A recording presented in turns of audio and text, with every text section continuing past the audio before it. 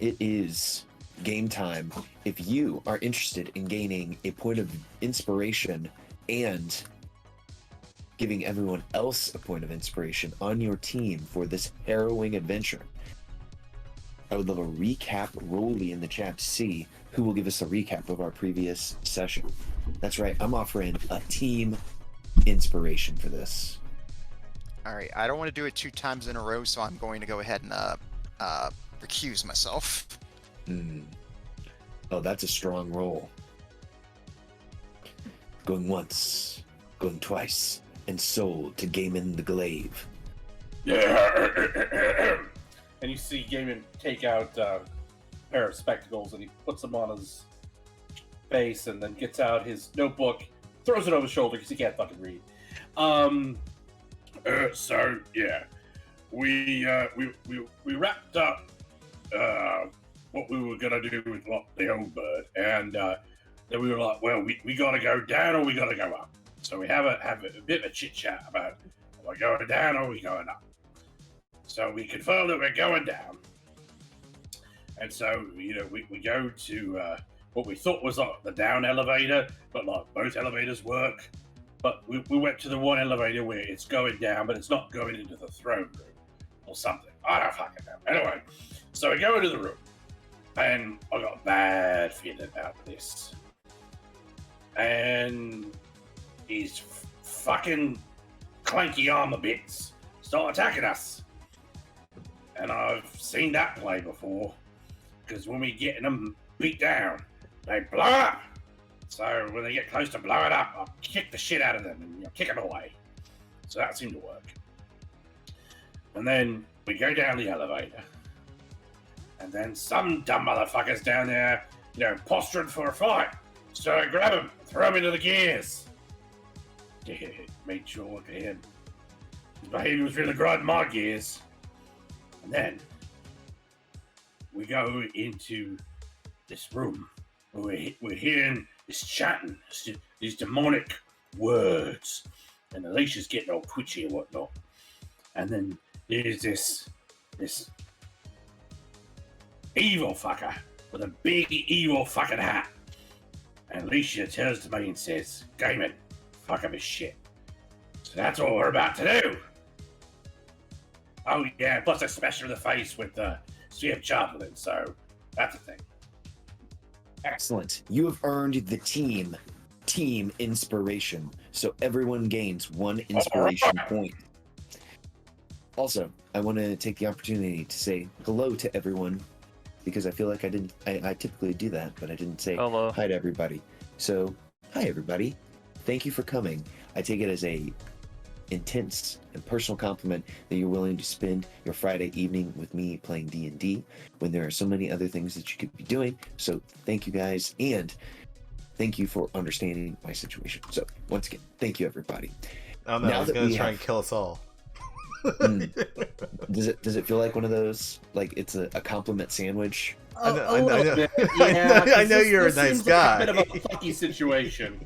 No offense, but like we kind of put ourselves in the situation, but still. But before we move into any more sandwich territories, and yes, we might get the opportunity to run ourselves through the garden here. There might be a lot of toppings that you guys can put on yourselves as you run through this dungeon. We've got Thane facts to look at today. So let us begin with Akia. Akia, could you tell us your Thane fact for this evening? Certainly. Akia's Thane fact for this evening is, being autistic, there's a lot of misunderstandings, a lot of things that just don't add up. Akia's got a lot of book smart. He doesn't have all that much wisdom. He doesn't have that much interaction with other people outside of his own family. And long story short, they completely believe every time Gaiman mispronounces something, they have no idea that Gaiman's mispronouncing things. And they're like, oh, that's how that word's said. I love that. Real talk, your DM is kind of like that in real life, because there are several words that I've only read, and you kind of pronounce it one way in your head, that's not actually how you pronounce it. A young Caleb read a novelization of the video game Legend of Zelda, the Seasons game, and there was the word chaos in there, and I had no idea how to pronounce it, so I said, "Oh man, the world's gonna fall to Cho." Oh no, I did the same thing with Sonic the Hedgehog. The Chaos Emeralds. The Chode Emeralds. The Chaos Emeralds. I think you added a D in there. I may have. Wishful thinking. It's the Chaos Emeralds. The Chaos. If it helps, I was in Rome one time, and well, maybe more than one time, but I went on a tour, and they were talking about, the ferryman from Greek mythology, which is spelled Charon. And someone asked if they knew what the name was, and I was like, "Oh, I know this name," and I pronounced it with a CH, and everyone looked at me like I was the dumbest person in the world, because the CH in Italian is pronounced with a K, so it is Charon. And I said Charon, and they looked at me like I'm just a complete moron, and I should have known better. And I'm like, not my fucking language, bitch. But no, they don't care. No, they're just like, okay, you're stupid and American, and so you're doubly stupid. So I feel your pain. That's when you throw the most American-sounding word to them and see if they can pronounce it right. Pronounce cheeseburger, motherfucker. Yeah. Nakadish. Royale with cheese. All right. Okay. Let's give our friend Akia a point of factspiration, and let's move up the list. 1, 2, the Lotus. Lotus, what is your theme fact for this evening? Sure. Like I said, this came to me while I was at work today, picking out some smokes for somebody's order. So, of course, you all know that Lotus is a smoker. Now, back when she was on Earth, there was a particular brand she liked, and that brand on her world was called Dust Devil brand, and it was very notable for its logo being basically like the Dust Devil here, but it's got sort of like this evil grinning face on it. And the idea was that back when they first as a bit of regulation, they're like, oh, well, you have to put something that is going to scare children away from wanting your product. It's like, okay, so we'll put this scary character on there. And of course it ended up having the exact opposite effect, and it's actually one of the more popular brands. Oh man, they really busted their hump on that one to try to get the cigarettes out of people's hands, didn't they? Aha, that was a camel joke. Yeah, pretty much. Side note, y'all, speaking of jokes, I had a member come into the gym this week, and they were wearing What a dick. a Pornhub shirt. Yes, I know.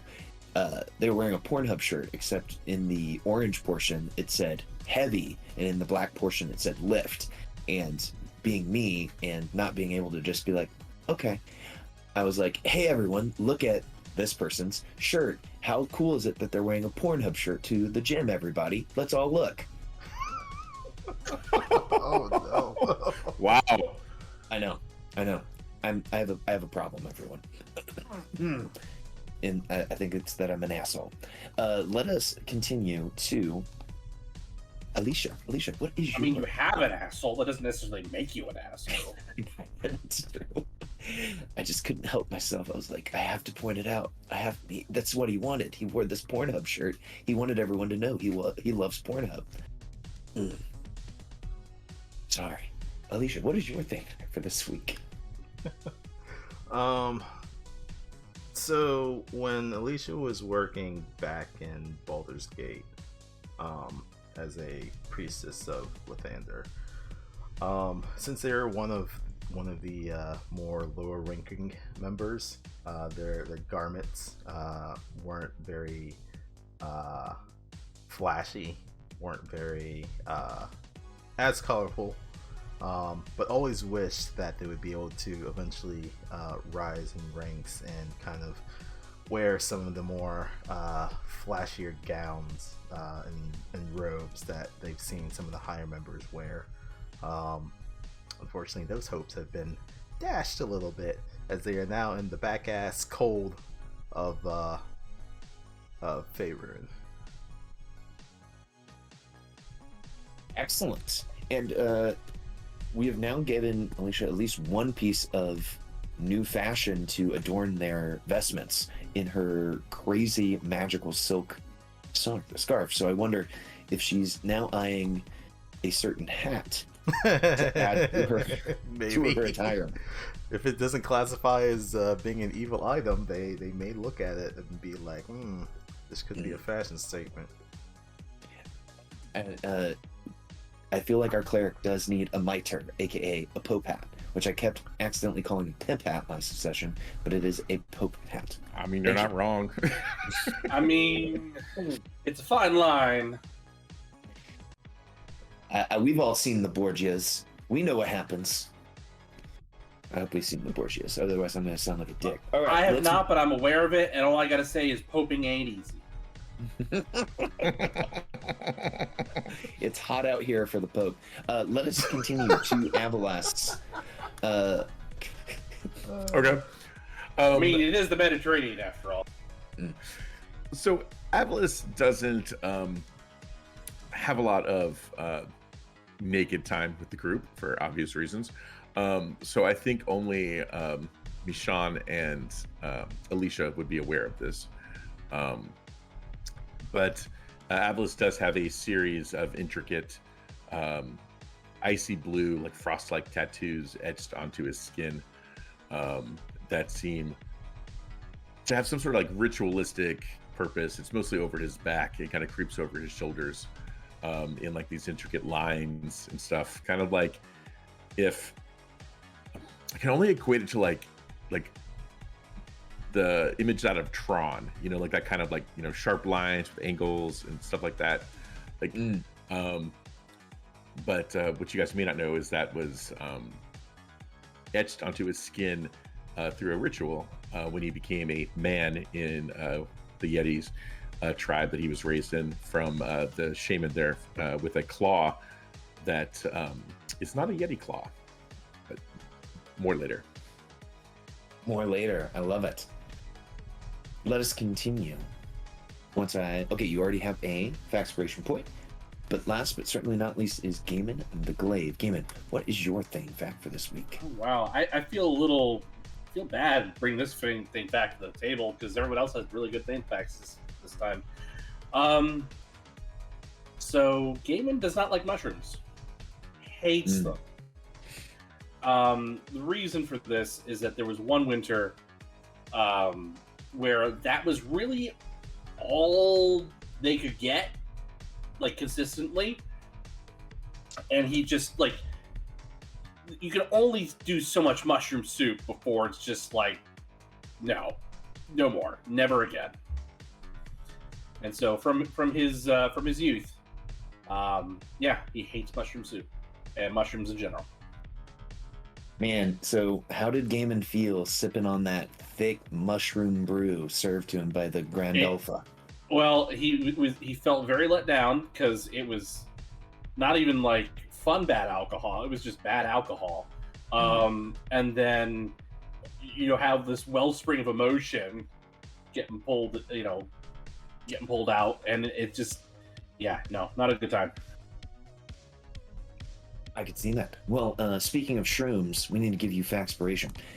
We should all be on the encounter map. And I just wanted to, before we hopped in, kind of give us a little reminder of what we're seeing.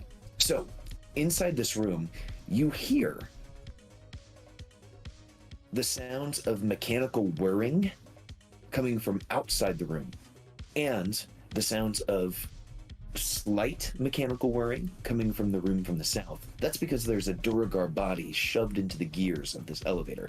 So the elevator's almost like trying to work, but it keeps getting stuck on this creature's hard metal carapace. Akia wants to repair that elevator so bad. The smell is entirely filled with brimstone, sulfur, gunmetal is the type of smells that you're getting in this area of the dungeon. The sights you see, well, Klondorn. The room is also filled with iconography of the Duergar. It is one of the few places that seems to actually have any adornment. You see that there are a room to the south, a room to kind of the northeast, a door to the north, and then there is a door directly behind Akia. Akia, you would be the only person to notice this. There is a strange feeling clawing at the back of your brain coming from within that room, almost as if something is trying to reach out to you psychically. Okay. Before we begin, are there any questions, comments, concerns, citations, or interpretive dances? Just to clarify, I know we discussed this in chat, but I want to make sure I'm not metagaming. So we know that the Duergar Pope, Bishop, whatever, is we're getting big fiend energy off of them. Mm-hmm. The hat is the source of a lot of their resistance, but we don't know the hat is the source of their resistance. Correct? That is correct. There was a Okay. very high recall knowledge check done on the creature, and you gained a lot of information about it.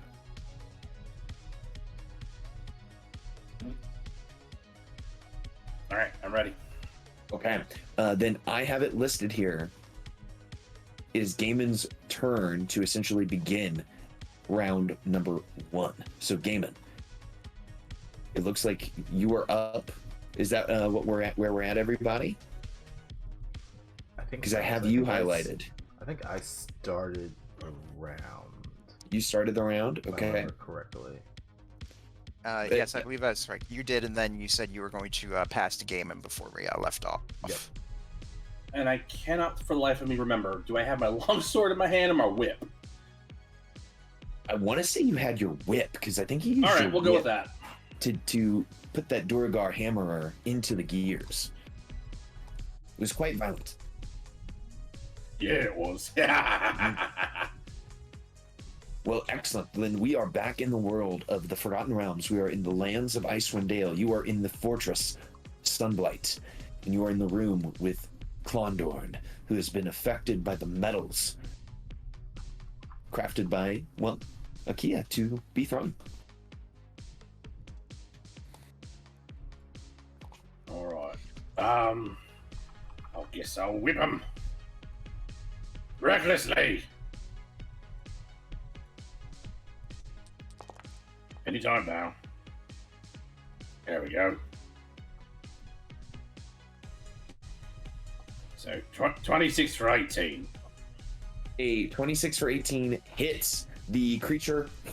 You whip him. You see that the slashing damage does full damage to this creature, but as the fire tickles itself along its body, you see that it burns his clothes, but you see no burns appear on the creature's chest or body. He looks up to you, and there is a shimmer as you almost see a different sort of flesh instead of that kind of inky gray that you have become accustomed to from the Duergar.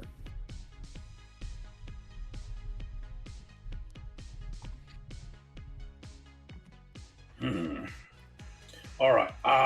Extra attack. I don't know if I can do it with this, but no. I'm just gonna keep doing it. Never mind. Second attack. Ah! Excellent. So a whip and a whip. He does not scream out in pain. He is confused. He just makes these confused moans. Oh, oh. What the fuck are you going on about? You're supposed to hate this. You're supposed to enjoy it. Oh, as he's grabbing at his head.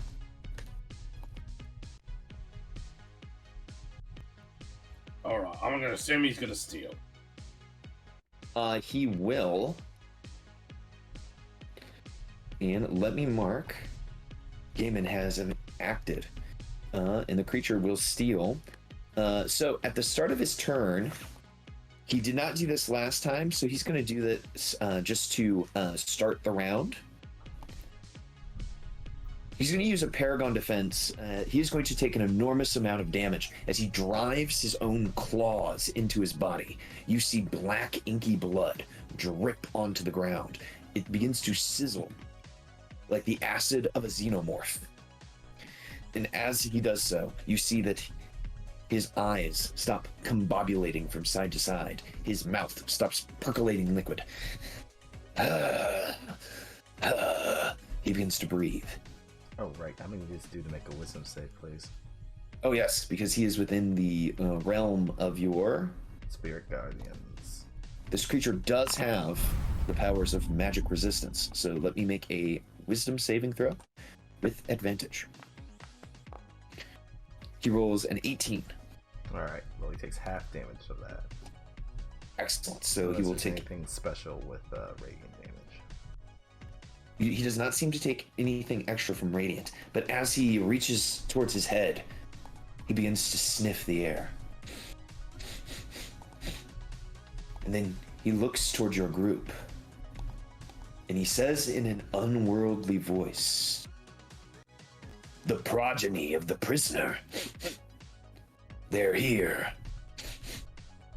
And he looks towards the ground, and he says, "My lord, the child is here. What should I do?" And you see that his eyes roll into the back of his head. And they return. And he looks out to you all and he says, "Well, that is a surprise. A big surprise.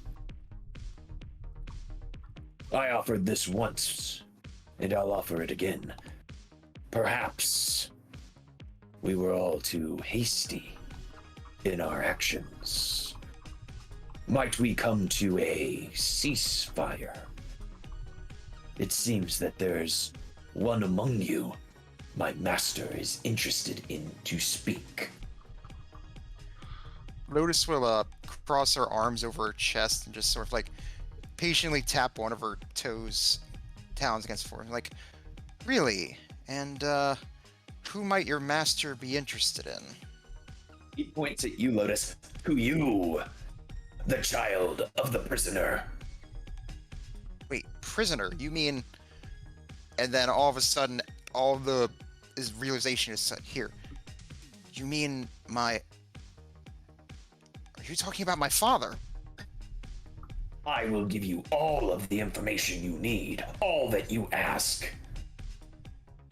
The deal is, we enter into an agreement of non-harm. I will not harm you all. You will not harm me. My master is interested in you, more interested than even this plot. Lotus will think about it for a moment. But then she'll look to the rest of you and just be like, "All right, well, what do you all think about this?" I do not trust the words of a fiend. Even if they are of the devil kind, they are known to make deals. I'll just kick his ass, and we'll take what's ours.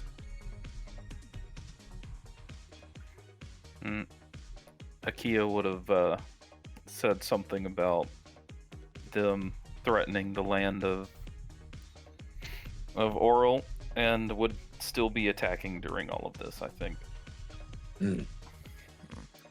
Lotus Listen will to then reason. say, look, we may be able to maybe if he's willing to talk, maybe we can convince him to stop. Should we at least give it a try?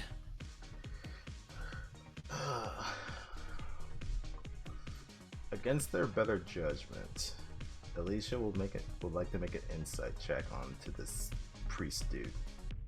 Please do. Would it be some type of action economy, like a reaction or something? No, you can make it for free. Okay. This is a very timey-wimey moment where this creature is monologuing towards you guys while you are hitting it. Gotcha. Your insight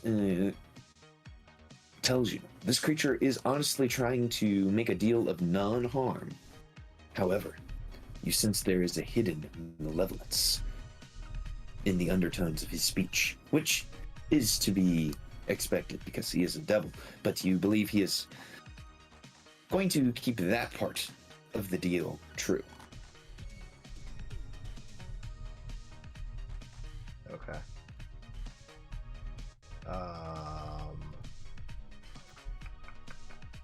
I can tell you that Akia still wants to fight, but I will not fight the group. Yeah, Lotus will sort of look somewhat pleadingly to all of you and say, please, I haven't seen him in so long. I want to find out something. You would sacrifice all of 10 towns to find your father.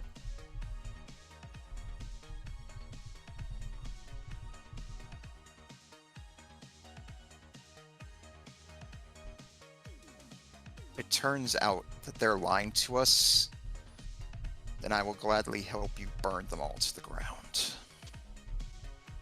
Why are we talking about this? That's what we're gonna fucking do anyway. And if we just kill this bastard, we can find your dad anyhow. Come on, kick his head in. I will agree that my help of the Durgar clans will end when our armistice begins, when we will stop our fighting.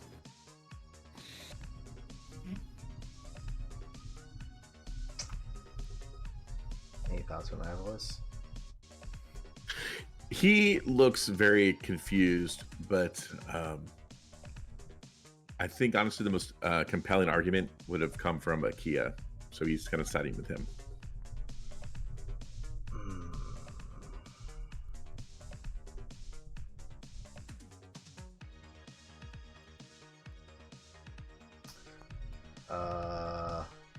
I know this is kind of a little bit like out of the combat flow of time and all that stuff.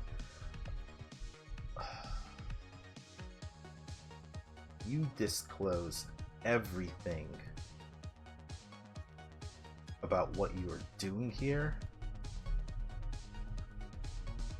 and what you seek to accomplish, or so help me, I will bring down every ray of light possible upon you. I will only agree to stop attacking if your deal includes your swearing to no longer aid Zardarak. My master has told me there are more important things than the Durgar now. Okay, Akia will stand down if they're going to swear to stop aiding Zardarak. Mm-hmm.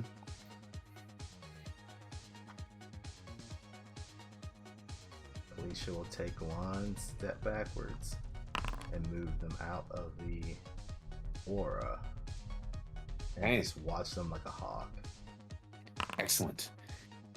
Then combat will end. The creature says, I won't be needing this any longer. And he removes his mitre. And as he does so, his form begins to change and shift. His skin changes colors. His body grows into a grotesque shape. Horns begin to grow from his forehead. Fangs begin to grow from his gums.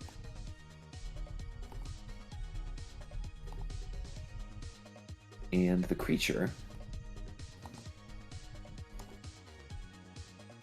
changes its shape as it removes its mitre. Oops, that's what it looked like before, and this is what it looks like now. What? He's not human? What? Well, I mean, he was Or not dwarf. Yeah. He says, my master has told us. The prisoner's child is here. He is very interested in you. He points to Lotus. I see. Well, please tell him to keep a respectable distance until we find out exactly what's going on here. And what does the Dark One want with her? He is a key to the kingdoms of hell, a heir to the prisoner's throne, and a potential usurper of the ruby throne of Nethys.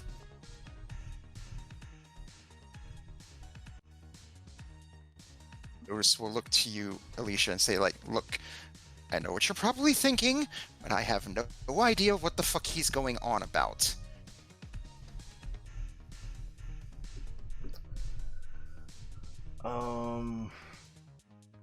Is it possible to make a religion check? Absolutely.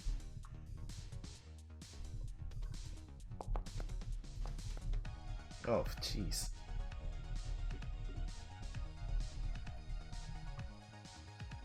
That was not a good roll. You recognize some of the words that he said. Nessus, of course, is the ninth layer of the realm of hell, ruled by Asmodeus. And it is said that he does rule from a throne crafted from, the gem rubies. The rest of it is a little hazy. And Lotus is the heir to it all? Klondorn says, your progenitor has often made an enemy of my master with his machinations, his telepathic projections across space and time. Who knew that his form could create children? Well, I'll say that's something definitely both of us are surprised about, but I think anything else is on a need-to-know basis, and I think you don't need to know at this moment. I think now that our... Go ahead. Oh, yes. Oh, I thought you had more to say. Sorry. No, Matthew's raised their hand. Matthew, what's up? So they mentioned, correct me if I'm wrong, they mentioned Lotus's dad, like, is sending out psychic projections. They said that his master has often become quite angry with her father's machinations and his ability to project himself telepathically and psychically across space and time. Astral projection. Cool. Mm-hmm. Something like that. He astral projected that dick. Oh, excuse me. Does that sound like what I'm feeling through this door? That's not how I got it when you first described it. I'm just double checking. No, you don't feel the hands of the prisoner grasping your body at the moment. No, you feel like low psychic murmurs or mumblings against your brain coming from behind that door. I get enough of that at home. We don't need that here. Is someone in your house an illithid? Tell us if they are. Blink twice if there's an illithid in your house. I was just talking about like the priest of Auril, like trying to get in your head. Oh, I got you. Sorry. Okay, Klondorn says, if you wish, heir of the prisoner, I could take you to meet Asmodeus now. He would be delighted to meet you.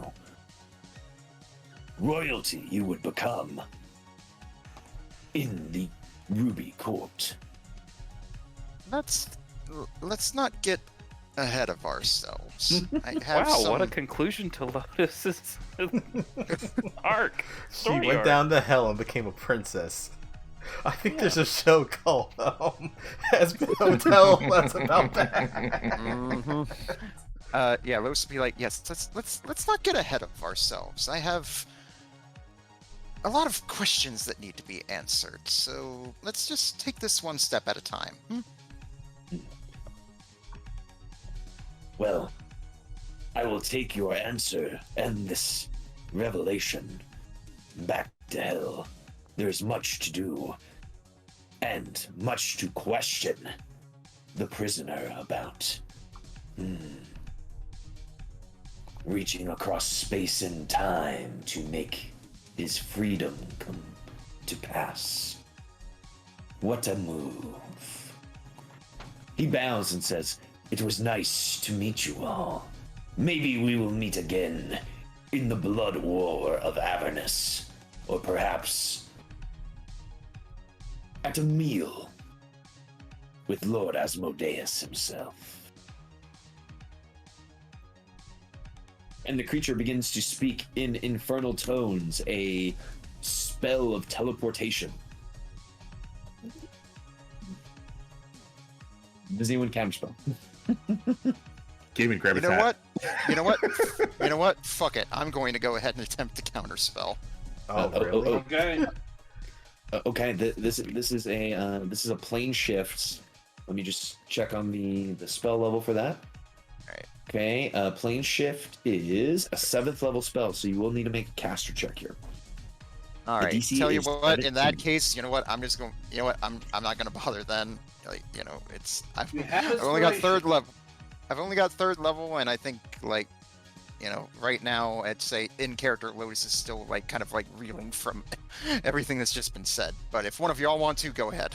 I don't think anyone else. I has would, it. but I am not anything but a meat shield. Grab the hat. The devil disappears in a puff of brimstone and smoke with the words, "The prisoner shall pay," as he leaves.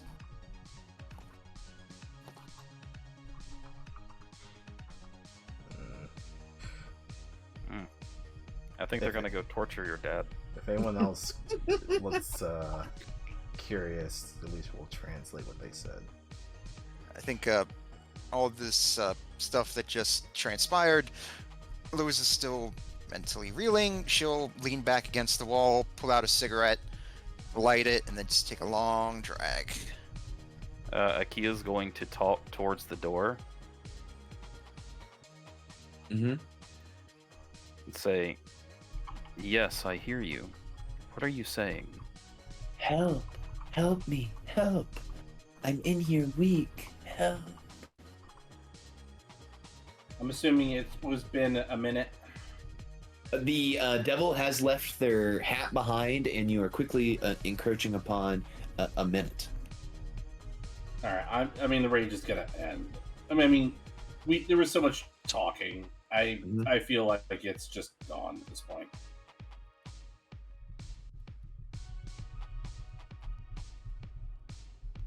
So, if anyone is interested in picking up the hat, I can tell you more about it. Or do you leave it on the floor just to be remain? Promise it's not evil. Alicia will poke at it, look at it. I don't think it bites. We've run into multiple mimics. It might bite. I guess eventually Alicia will pick it up. Okay, I will tell you, as you look upon it, it glows with magical power. I mean, that could be a really well-trained mimic. Like it's hold its shape. Want me to whip it? I can They'll shake it around a little bit, see if anything happens. But nothing happens. I can search it for teeth later if you wish, but right now someone seems to be on the other Oh. side of this door. Help me! I All right. All right. Please, help me! I'm so weak. I think Akia's gonna open the door. Okay. I feel like that's what they would do. Inside, What the fuck? you see a 7-foot-tall statue of a female Duergar in scale mail. The top of its head above the eyes have been sheared off, making space for a stone brazier that gives off a flickering flame. Chained to the stone's pedestal is a skeletal, malformed creature with rubbery, purple flesh. A bulbous head with a metal plate bolted to it, and sinister eyes. They look like this. Oh. It's a fucking elephant! Help me. Motherfucker! I'm Lotus so says weak. with the cigarette in her mouth.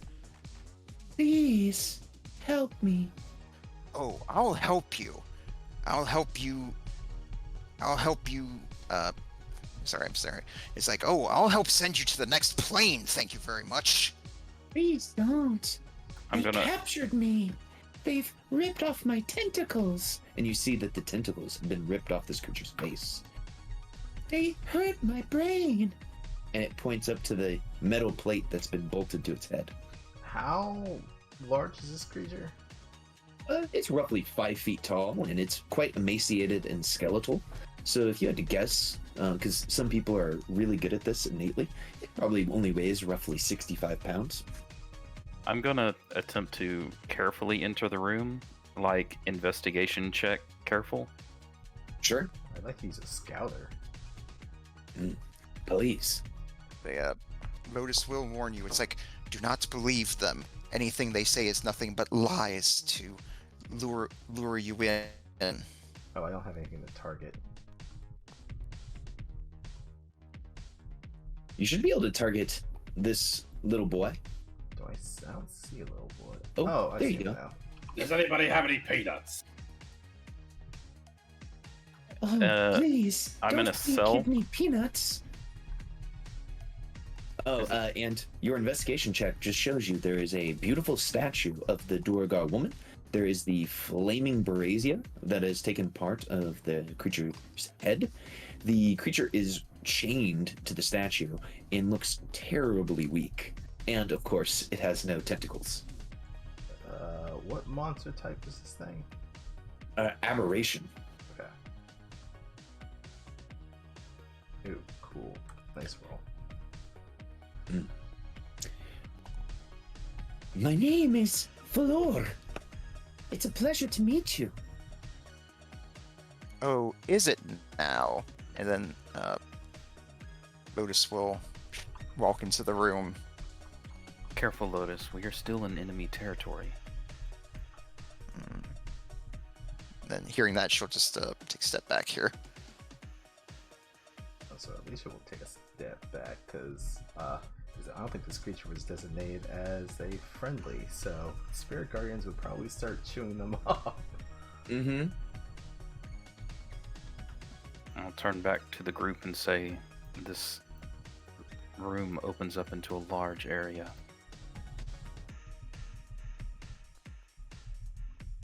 What am I seeing over here, DM? So, with what little you can see, it appears to be an assembly platform. Underneath, there is a 5 foot long, or 5 foot deep crawl space.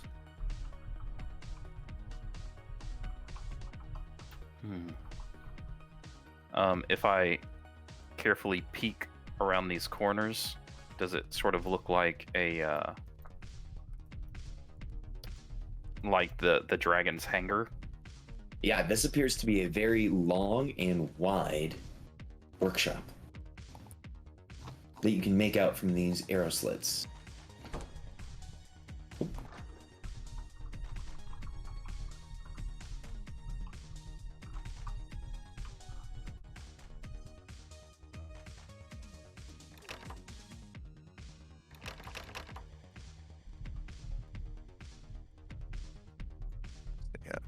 Lotus will cautiously step closer to the creature and say,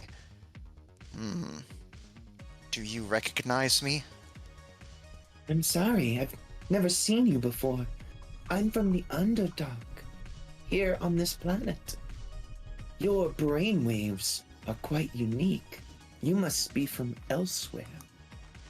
Ooh. I am one of your, and Lotus will point at it, one of your people took me from my world, did terrible, terrible things to me, all in the names of bringing out my arcane potential, and they put this, and she points to the mask, on my face. Ooh. A Flavy. What a beautiful piece of machinery.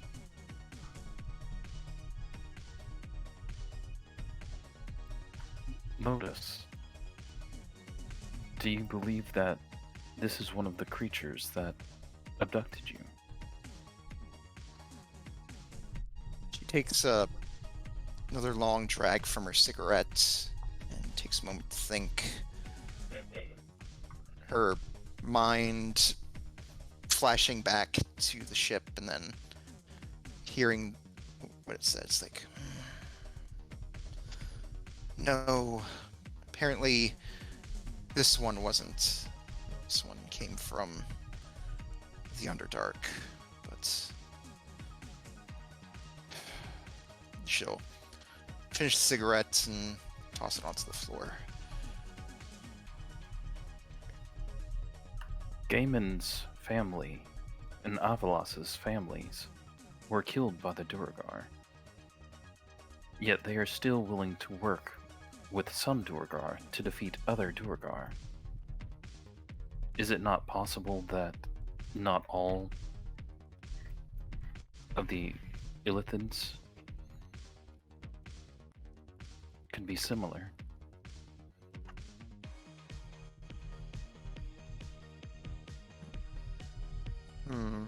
She said, she looks deep in thought, definitely considering what you've said, and then she looks to the creature and says, "You recognize the Flavy. What can you tell me about it?" I can tell it is of astral sea construction. From our brothers that live amongst the stars, not so clustered here in the Underdark. It's a powerful device. The stronger your psychic energies grow, the more powers it will have.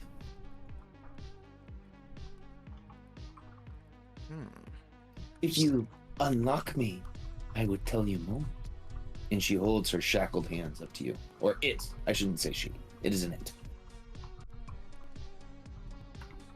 Lotus, I would also recommend that we do not trust blindly.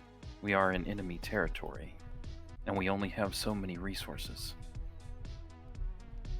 Yes. We can handle this prisoner later. Are you in search of resources? Yes, we are. I am in search of knowledge. Knowledge that would help us defeat the dragon that just left. If you free me, I will help you. I'd like to roll an insight check, please. Yes, I think Lotus would definitely want to roll an insight check on that as well. You seem in a bad state. Are you sure that you have the ability to help us?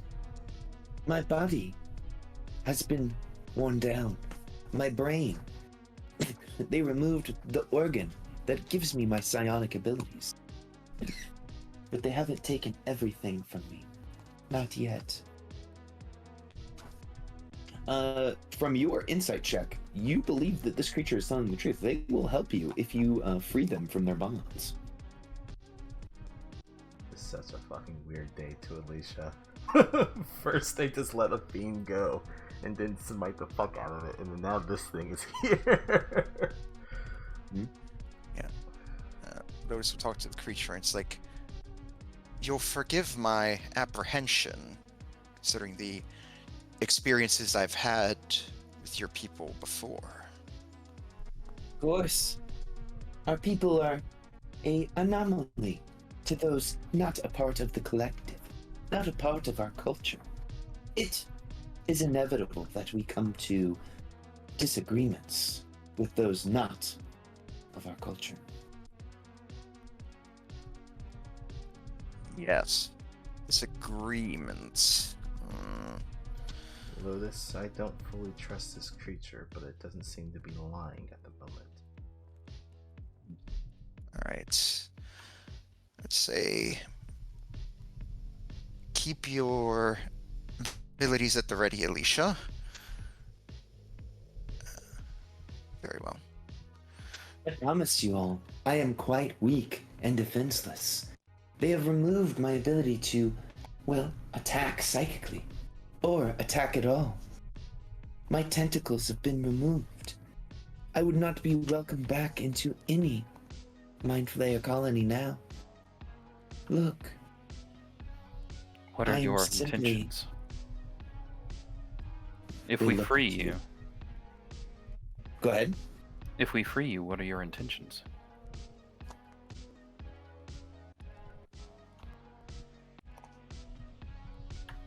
Do you My wish to escape back to intentions- the Underdark? Are revenge.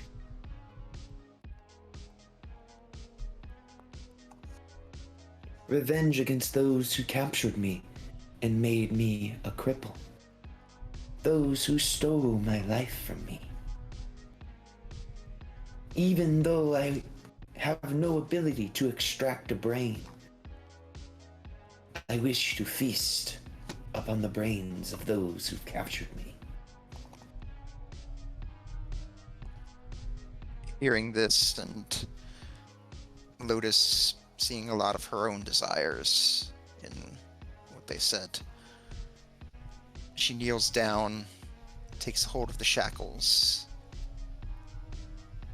And this is me out of character saying, it's like, does anyone want to stop me?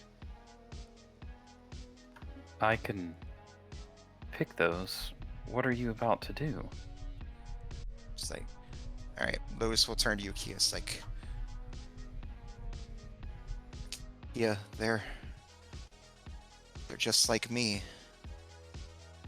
They were taken from their home, deformed, had terrible things done to them, and now they want revenge against those that wronged them. I mean, look what happened. It's like, here, you all told me there's nothing wrong with me, and you've all helped me. Why can't we offer this one the same?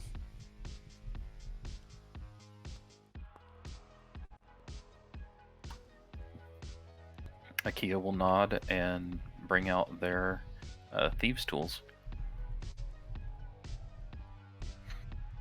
The creature shows you their arms. Thank you.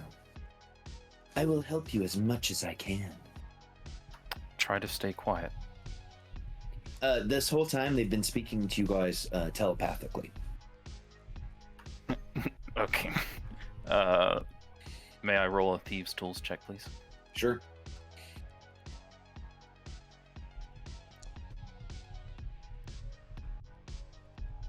Dirty 20. The shackles come free.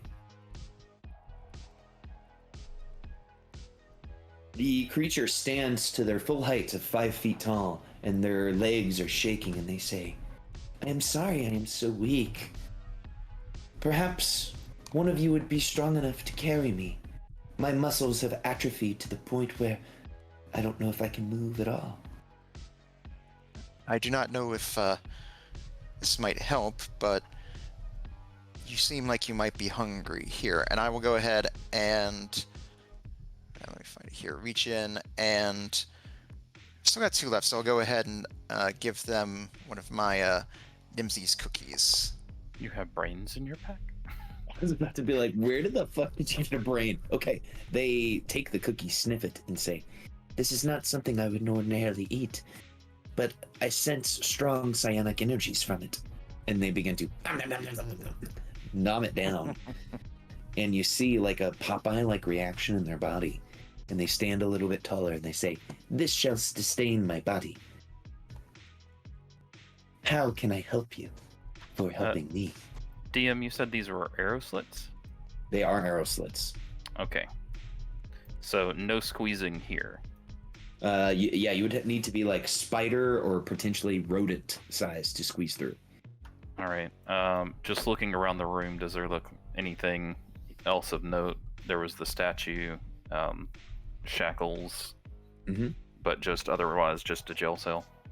Yeah, and of course the mind flayer. The creature looks to you all and says, the king of this fortress comes here often to pray and to step on my boneless body, crushing me beneath their heel.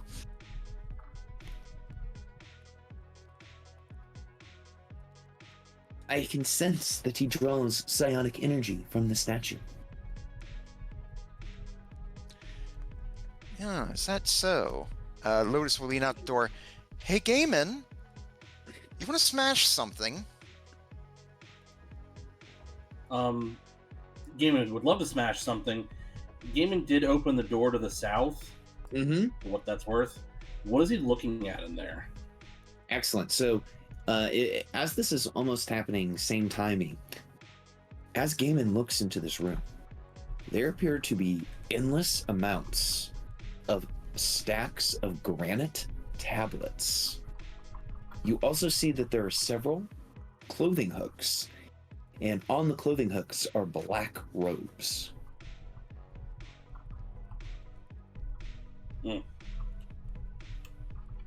Boring. Roughly, there's 100 granite tablets in this room. All right, what you got for me to smash? Well, Am I smashing this elephant? no. Gaiman's good. No, not the What? not the elephant. Lotus will move back. It's like, you see the statue here? Yeah. Yeah. Well, our friend here says that your Durgar King gets some really brain-melting powers from it, so we can't let him have that, now can we? He'll put away the whip, and he'll drop the shield, and he's gonna get out Lucille, and he's just gonna start going to town. Excellent. So as you start bashing the statue, it doesn't take you long to just start taking it piece by piece until all that is left, well, are just chunks of granite and the broken brazier that was lighting the fire of this statue. And as you do so, Fior is making a strange expression. If you didn't know any better, it's almost as if they were smiling.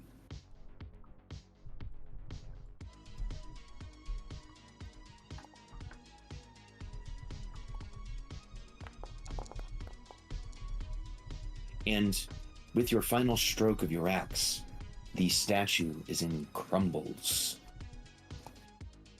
Where's Alicia? Alicia is backed up. staring into this room filled with granite slabs. Yeah. We should keep moving. Yes. All right. Gaiman will put the shield on his back. Here. You can accompany us for now, but I do want to warn you, some in our party are Oh, I think that somewhat door's locked. apprehensive around creatures Yeah! such as yourselves.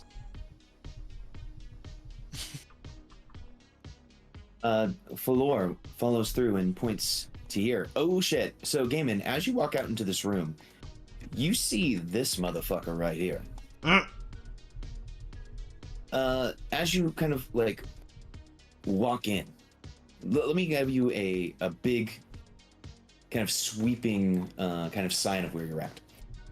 Smoke fills this cavern. The ceiling ranges from about 40 feet high down to 20 feet high towards the southernmost part. The source of this heat and smoke is a 10-foot tall stone forge shaped like a pyramid with its peak sheared off. There is ripples of heat and flashes of light spewing from the top, which emits a deep, pulsating heartbeat. Which reminds me, one moment everyone, I need to add this sound effect on top of everything.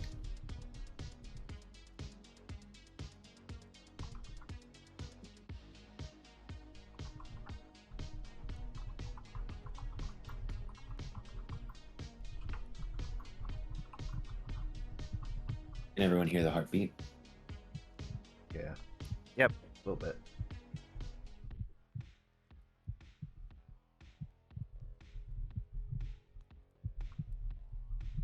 There we go.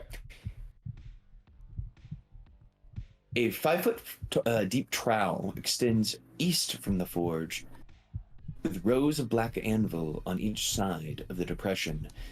You also see there's like molten liquid inside of this trowel. Overlooking the forge are 4 20-foot tall guard towers with gray dwarves standing behind their low battlements. Standing near the platform, barking orders towards all of the Duergar present, is a soot-stained and gray-bearded Duergar with a jagged black crown on his brow and a spiky black gauntlet on his hand, both made of chardolan. As the door is thrown open, and Gaiman, you stare at the creature, and he stares at you. He says, "The intruders have made their way here. Perfect." And then he will roll into initiative. Standing next to him, to scale. No, I'm just kidding. This is just his art from the book. You see another Duergar with the same kind of symbol on his chest.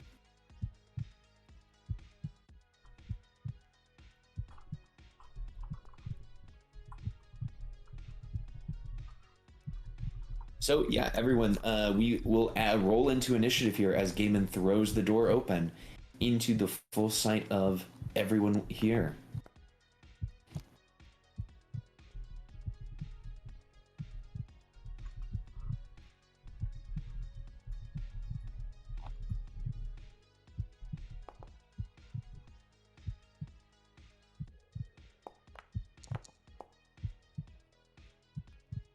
And I also need to grab the guys in the towers.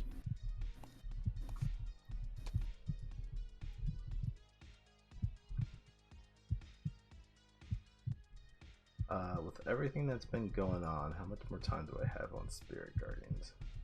I will say that you are now down to 1 minute. Okay. You've still got some juice out of that orange here.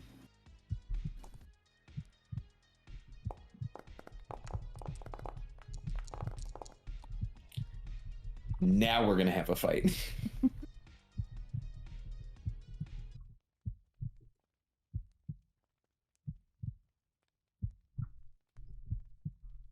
Let's see. We've got Gaiman. We've got Alicia. We've got Lotus. We've got Akia.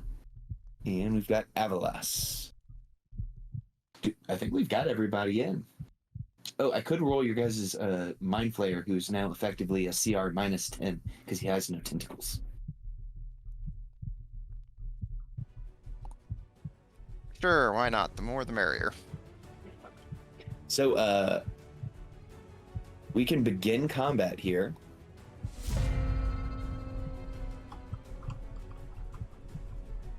And Zardarok has won the initiative. Oh, I need to add his lair action in here as well.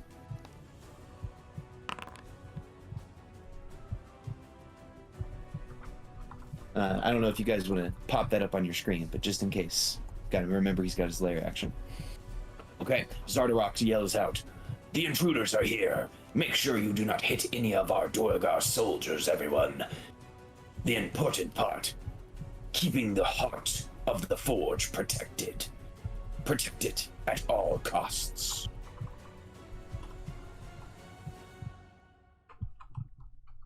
As an action, Zardarok will become king-sized.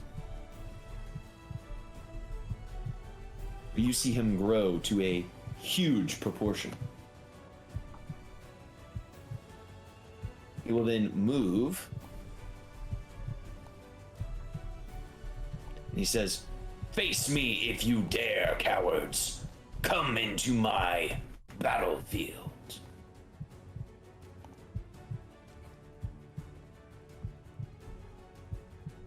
He will then use his bonus action to dash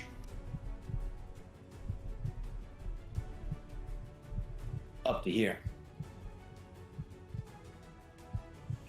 You hear him gain 4 Paragon actions as his turn begins.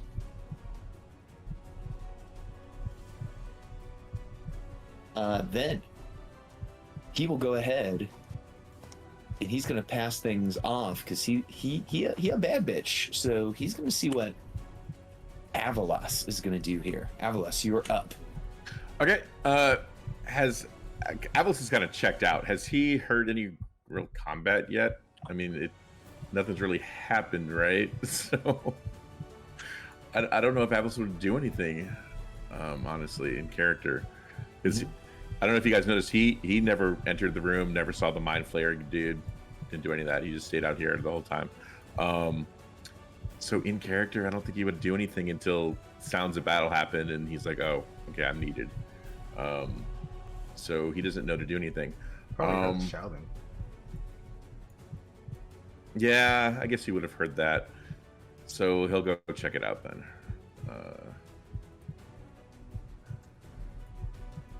And he doesn't see much. He does see this guy, and that guy is now where is that nearly guy? 20 feet tall. I don't see that guy. Okay. You do see him. I see him. Okay. Sorry. Yeah. Okay. He's going to. I'm going to extend the light of the lava that's right here, because for lava, it's surprisingly dim. I'm going to give it the same brightness as a torch. All right. I'm I just love checking, what you've done with the place. checking the range of a spell. 1 second.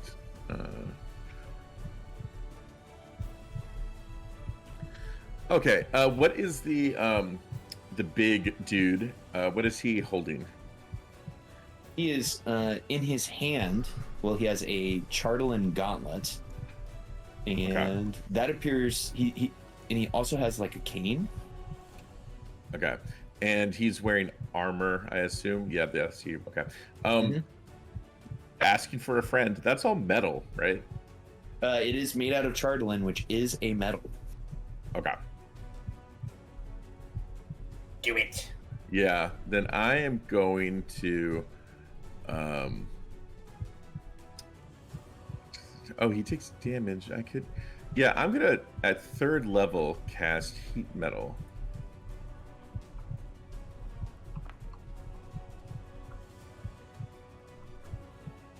And he is within range. Yep. Just barely. So yeah, obviously everything he's wearing and holding that's metal will heat up. He'll have to make a con save or drop. Well, I don't know if he can drop his gauntlet, but otherwise he'll have disadvantage on attack rolls and ability checks, and he will take 19 points of fire. Yep.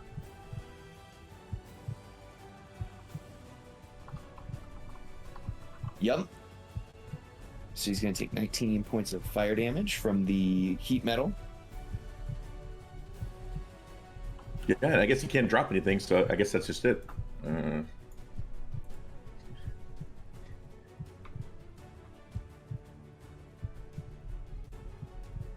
I got to give him the old disadvantage mark. All right, I will try to keep that up, and that is it for me. Okay. I will.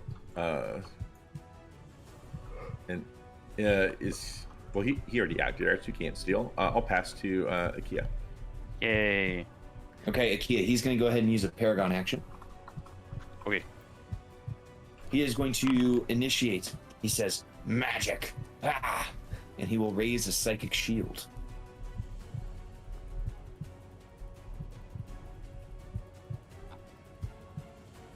All right. And that's all he does. Okay. I'm going to step forward.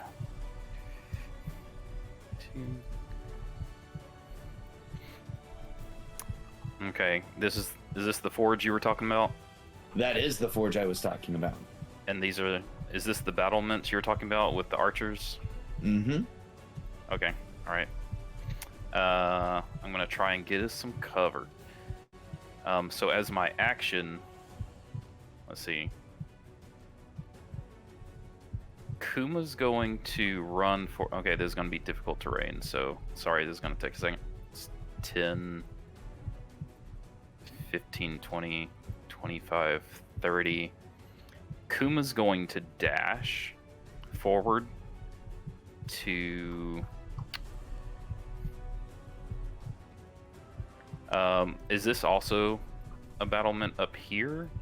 There are 4 battlements. Is this one of them? It's There's- just black to me.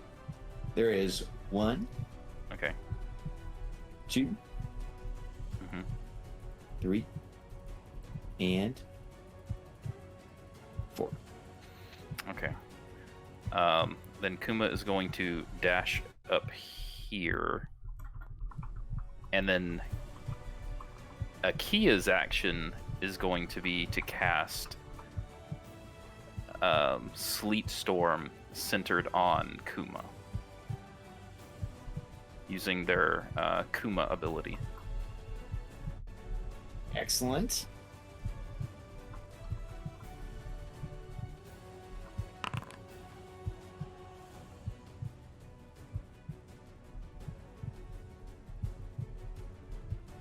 Okay. Covered in slick ice, when a creature enters the spell for the first time on a turn or starts its turn there, it must make a dexterity save. Okay.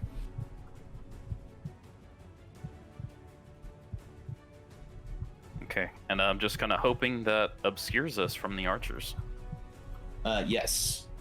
It also obscures them from you. Or yes. So I Yeah, need to go in here. Yeah, we can't see them either. So I'm going to do this real quick. Boop boop.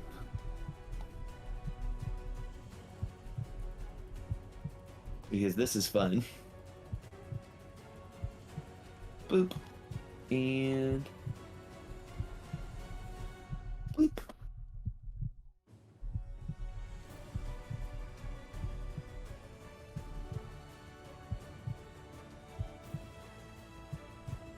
They have archers all over the room. I'll get cover while we get into position.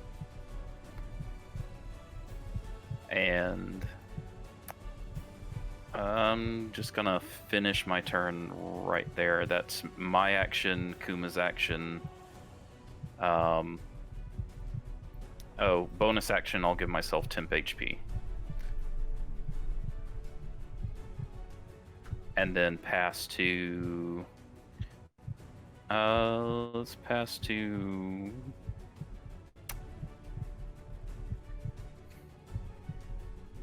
Let's pass to one of the archers.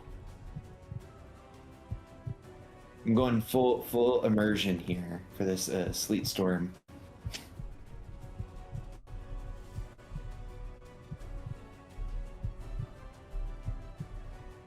Then I need to go in here to the light. There we go. So now if you're in the sleet storm, oop, you shouldn't be able to see. You guys see well in the sleet storm? We can see the sleet storm, but we can't see beyond the sleet storm. Okay, perfect. All right, and that was Akia.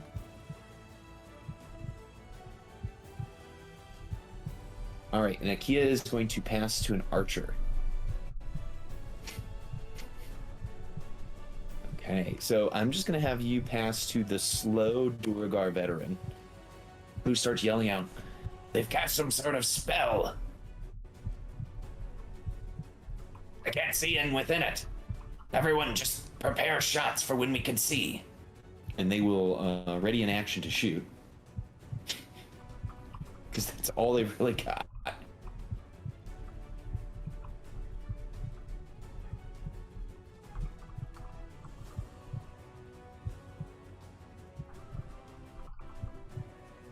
Okay, and they're going to pass this guy, who's also going to ready his action to shoot.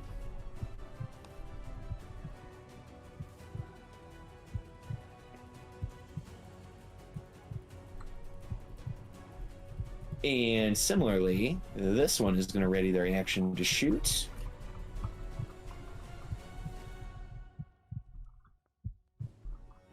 Alrighty, now that that has happened,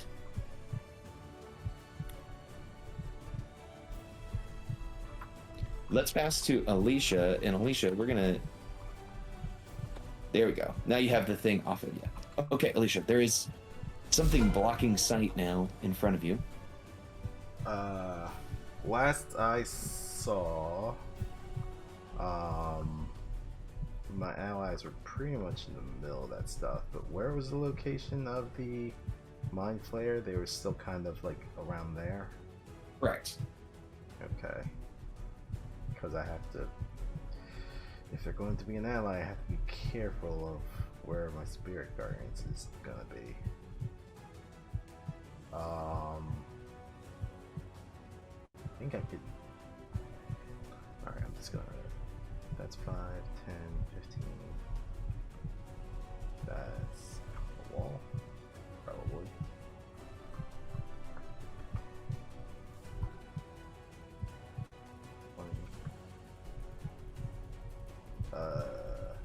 Oh, maybe. Actually, no, it's the start of their turn. Am I running into something here? Yeah, it's there's a wall in front of you. Oh, perfect. Gonna move. Oh, I see. It's a Oh, are you trying to go through the sleet storm? yeah.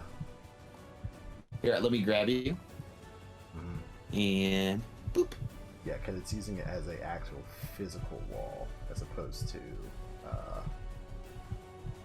the other one. 25, 30. I don't see any way where that creature is not going to get blasted with radiant energy.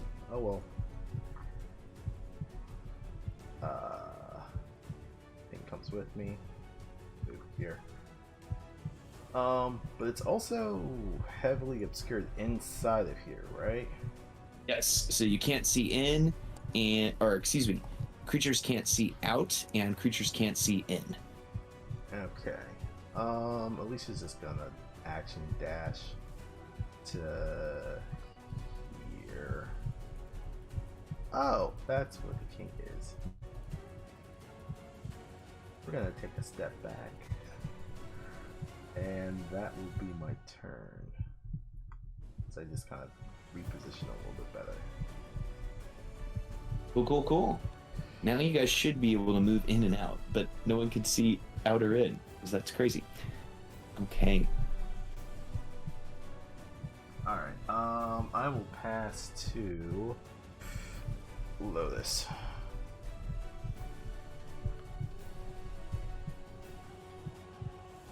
Lotus will start by moving up.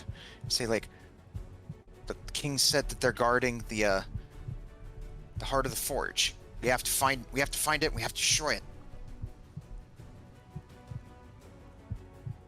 They won't stop fighting just because we destroy it. We should focus on the fight. Right. Alright.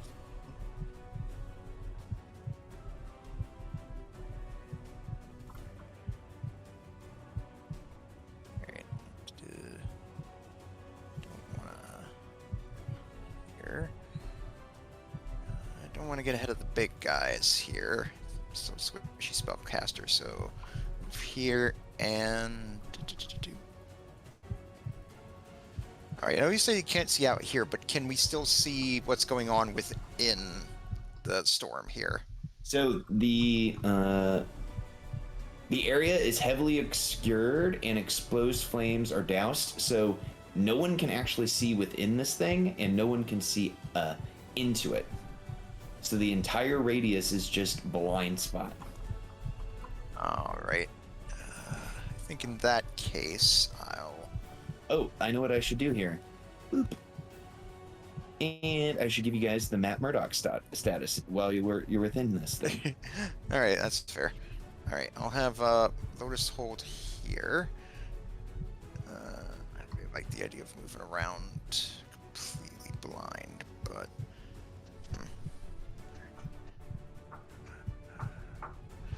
Alright.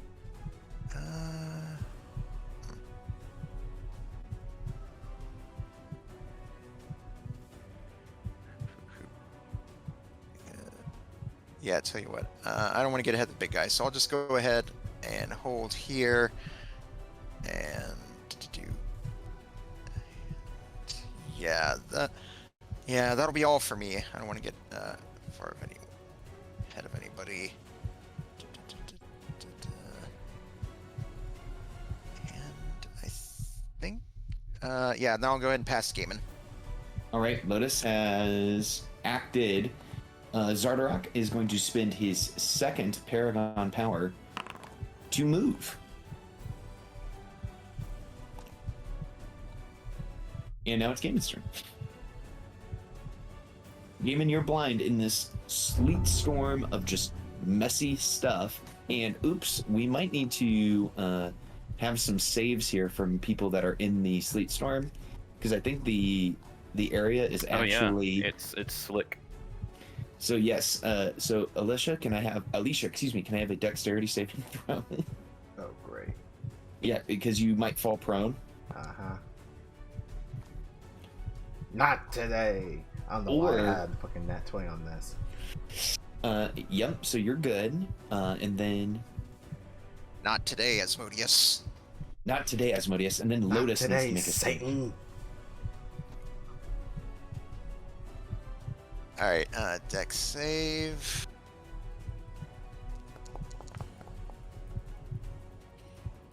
Yep, Okay, you all guys good. both did not fall prone. Okay, sorry about that, Gaiman. You are now up. What the fuck?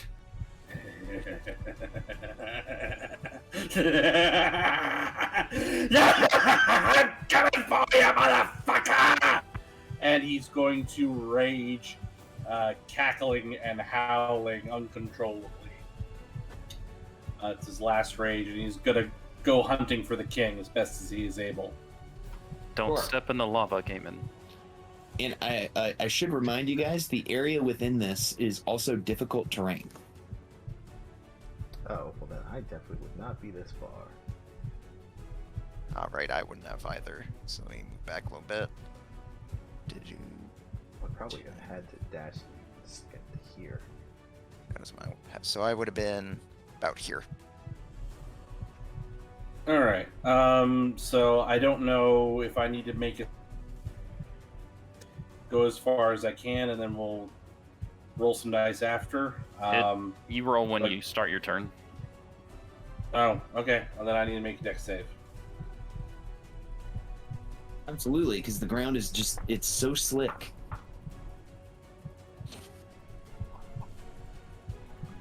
Okay. What's fact expiration die? Is it a D6 or a D8? It is a D8. I'll add my fact expiration die. Okay, I think the number you were trying to hit here is a 15. Which you do. There we go. All right, so Gaiman's gonna have. Oh.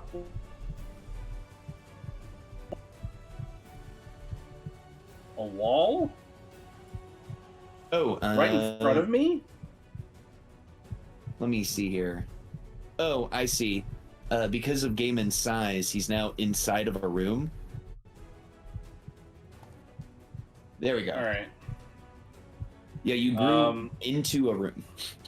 fun. So Gaiman is going to rush forward 20 feet. Normally it's 40 feet, but difficult terrain.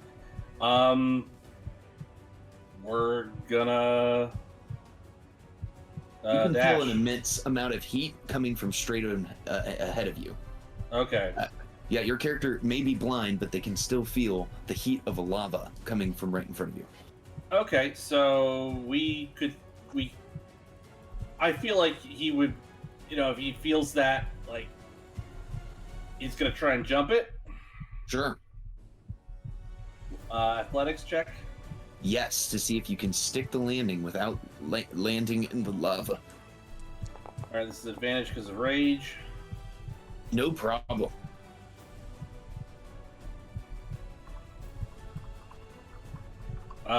Would the jump be the action then, I guess?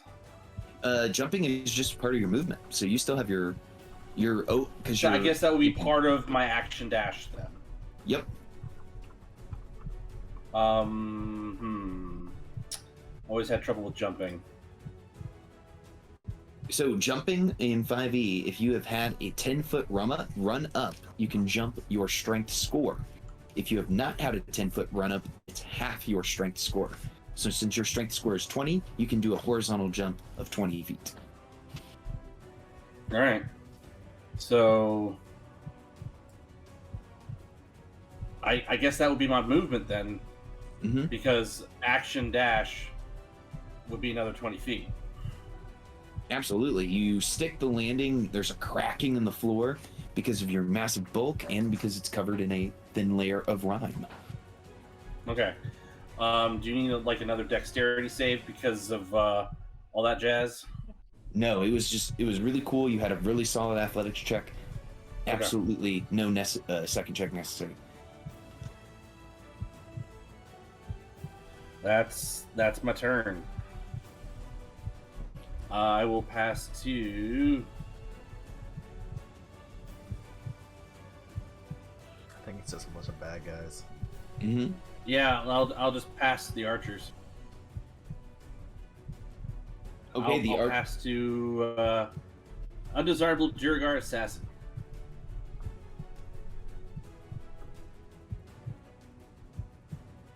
Okay, undesirable is up. Undesirable will yell to the king, "King, what do we do? We can't see within it. And something is telling me they can't see from without it. It is just now a blind spot in the middle of the workshop." And the king says,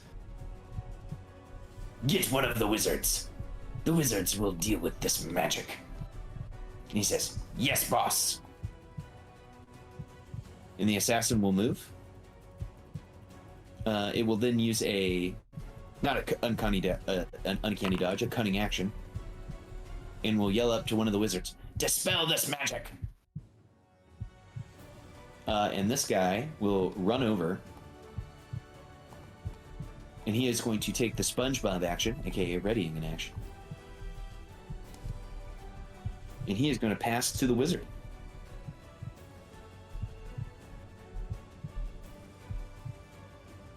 Alrighty, and this wizard is going to come down. And let me just read the writing here on Dispel Magic. Yeah, he's going to Dispel Magic the Sleet Storm.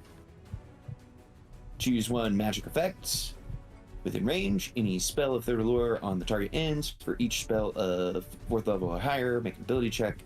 So yeah, it just dispels the magic of that thing. Poopy.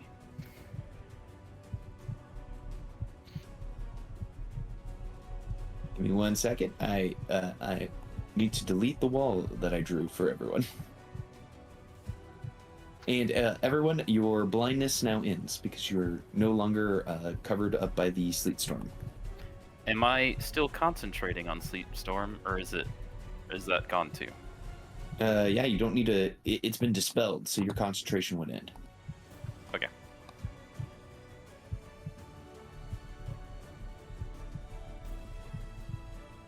So you all see some craziness happen here. So we're gonna get some shots. The rumbling Duragar Stone Guard sees Gaiman appear out of nowhere, and they had a ready action to throw a javelin, so they throw a javelin. Gaiman, I think a 19 hits you for 5 piercing. Yep. Am I in something again? I can't see. Oh, sorry. So yeah, you guys can take the blinded status off you. Oh, derp. Okay. Mm-hmm. Yep, 19 hits. That uses this creature's reaction. So is it 5 damage or is it 13? Oh, that's only if they've made themselves big, and they have not made themselves big. All right, so 2 damage then. Yes, the veteran sees this polar bear, and they hate polar bears, so they're going to shoot their crossbow at it. Just to ask, that guy who threw the javelin, Was he in range? Oh, the rumbling stone guard. He is here. And he's Okay. 25 feet Never mind. away. Sorry, I was looking at another one. My bad. No, you're good. So that would be a 21 to hit Kuma for 10. Looking. Don't sound so dejected. It makes me feel bad. I mean, not really, but so the unblemished Duergar thug shoots a crossbow bolt at Akia, but rolls an 8. So that's not gonna hit. Reaction spent. And then finally, the undesirable Duergar assassin. They're going to shoot at the bear as well, because they see a bear.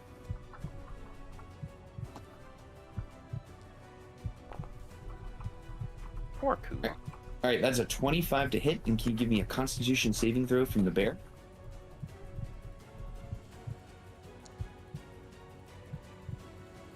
Okay, so they take 8 piercing, 9 poison. All right, the wizard uses its action to do a dispel magic. And I think that may have been all of their movement as well.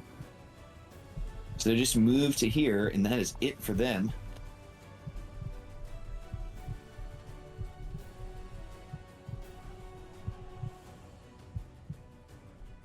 All right, this Duergar here is going to act. They're going to move up. They see a lot of craziness happening at the moment. They're going to hold their action to do something. Oh, nope, not be unconscious.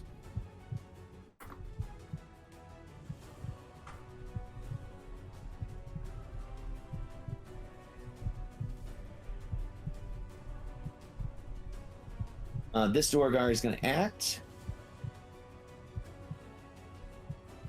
From their current position, they see Lotus hanging out there in the doorway. So they're going to take a shot at Lotus. Lotus, you are going to have a little bit of cover. Here's a crossbow shot for you. It's only a 12. That is going to miss.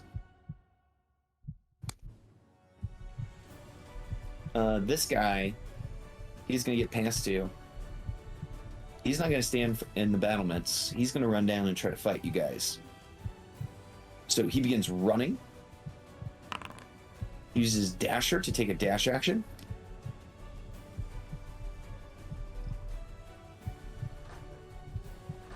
You hear him scream something in Duergar. If it is if that is, it's specifically Duergar. Okay, well, if it was Dwarven, I could, but Duergar, I don't know. Mm-hmm. And this guy has run to here. Okay. This Duergar here also readies an action. This Duergar, the musty barbarian, berserker, yells down, "I'm gonna make sure the prisoners don't escape."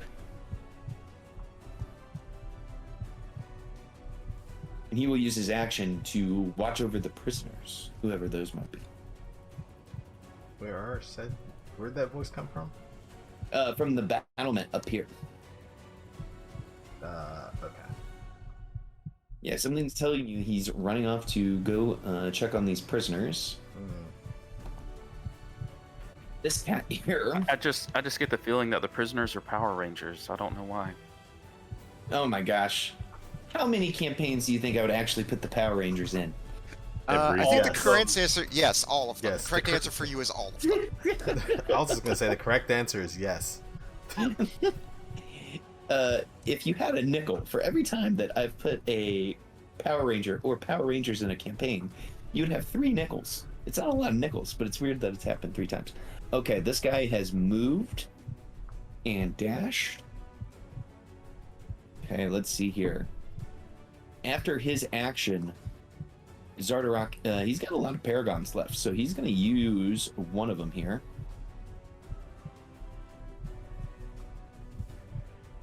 He's going to do a Duragar Onslaught. So let's see. He's going to force the Zorn, who's within 90 feet of Kuma,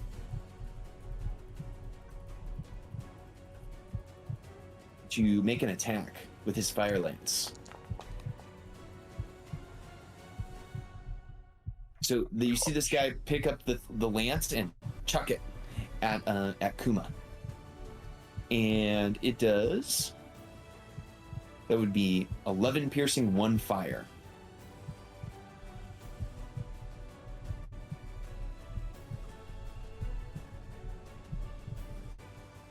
Okay, and let's see, who do we have left? We've got one Duergar here, who runs out, and they're just going to hold their action. Okay, it looks like the last thing to happen is the lair action.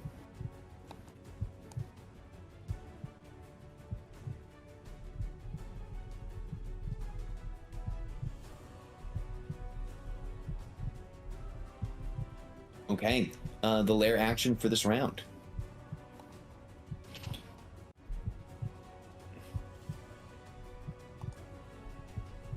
Zardarok harnesses the raw energy of Chardelin, drawing his foes towards a single point of chaos.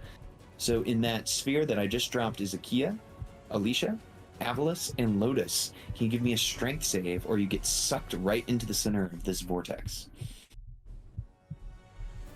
Why would you do this? DM inspo. And the DC is a 15. Nah. It doesn't look like a terrible I'm gonna roll thing Faxpo to for that fail. too. Yeah, being clumped together in D&D, why would that be terrible? I imagine there's more to this. I never do well on Faxpo. Okay, that's a 13. So you guys would get sucked right into the center. So Alicia, Lotus, and Avalis, I would say you guys are all kind of grouped together right next to Akia in these little 4 squares here. So like here? Yep. Yeah, you're just sucked right into the center. Hey, All the while. you guys got free movement. It's cool. It's all good. So that Warden didn't actually hit anybody last time, so he can control the initiative. Yeah, fuck that. It's We're a going chaos into sphere, round sir. 2. It's gone from suck to blow. Looks like he's about to pass to Zardarok. Yeah, no sir. I'll spend a DM inspiration to take initiative. Sure. Alicia's gonna move away from that shit. Get away from Was that your AoE weirdness. senses going off? Like, nope, nope, Yep. nope. The sensors were going on high blare. Also, this moves with them. Actually, you know what? They will move. Yeah, they'll move close enough so this individual is getting. Maybe you can hit the people in the battlement. I don't want to start doing damage because I don't want them to start stealing because you guys are still clumped up. So. I'm saying your AoE might be able to Oh hit the people yeah, up here. yeah. Right. But it's at the And start of their turn. I've still got some DM inspiration. I was thinking of if you do, I was going next opportunity, grab it, and I was gonna basically fireball these dudes over here. I'll pass to Akia because he probably wants to get Kuma out of there before he gets turned into bear sushi.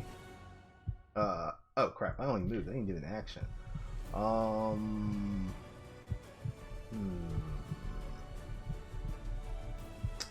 You know what? I'm just gonna action dodge. That's fine. You can pass to Lotus. Her thing's more important.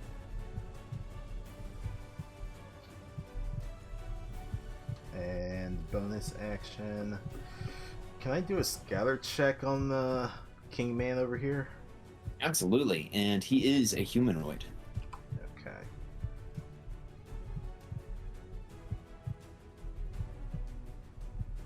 Okay. So you know that this boy is a very beefy boy.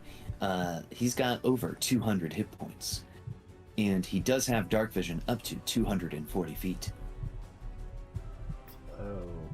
We'll yell that out the game and that he's a chunky one. Then yeah, I'll pass it to Lotus. His attacks also currently have disadvantage, FYI.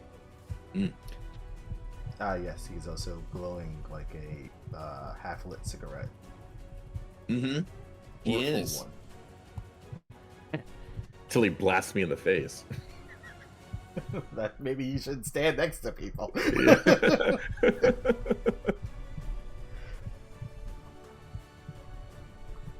Okay, so Alicia is going to pass to Gaiman. This no, creature passing to Lotus. Sorry. passing to Lotus. Okay, Lotus. This creature, he still has 2 Paragon actions left. He will spend a Paragon power. With it,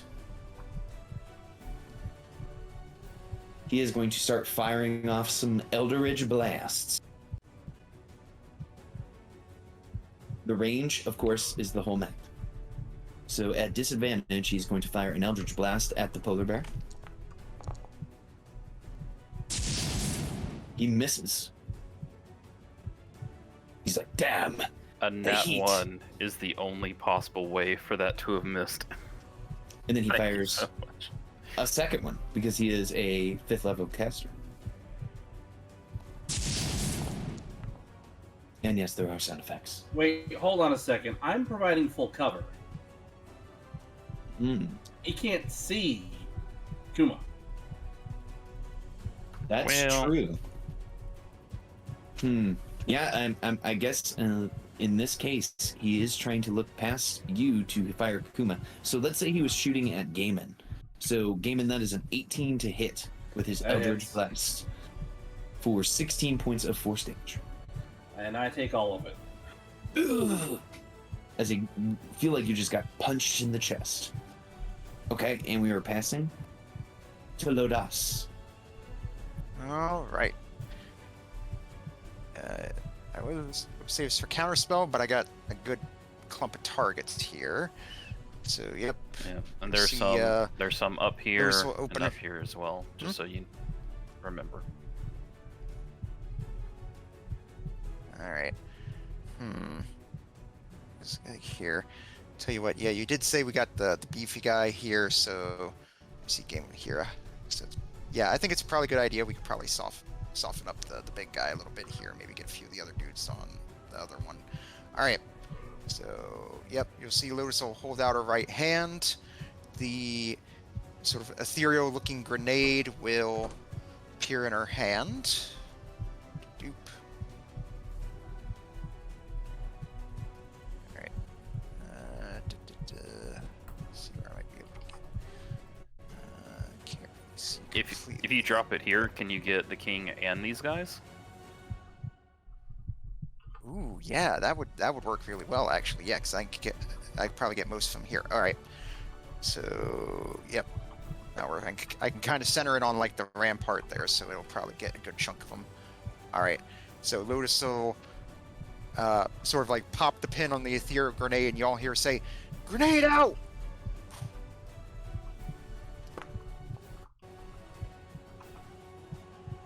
All right, I need to make some saves. And that is my last 3rd level spell slot.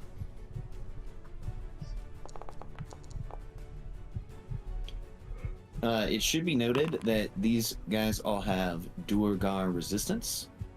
Not that it matters though for... Oh, I need to make one more save here. Okay, so 2 succeeded and 2 failed. So these 2 jabrones each are going to take 20 points of damage.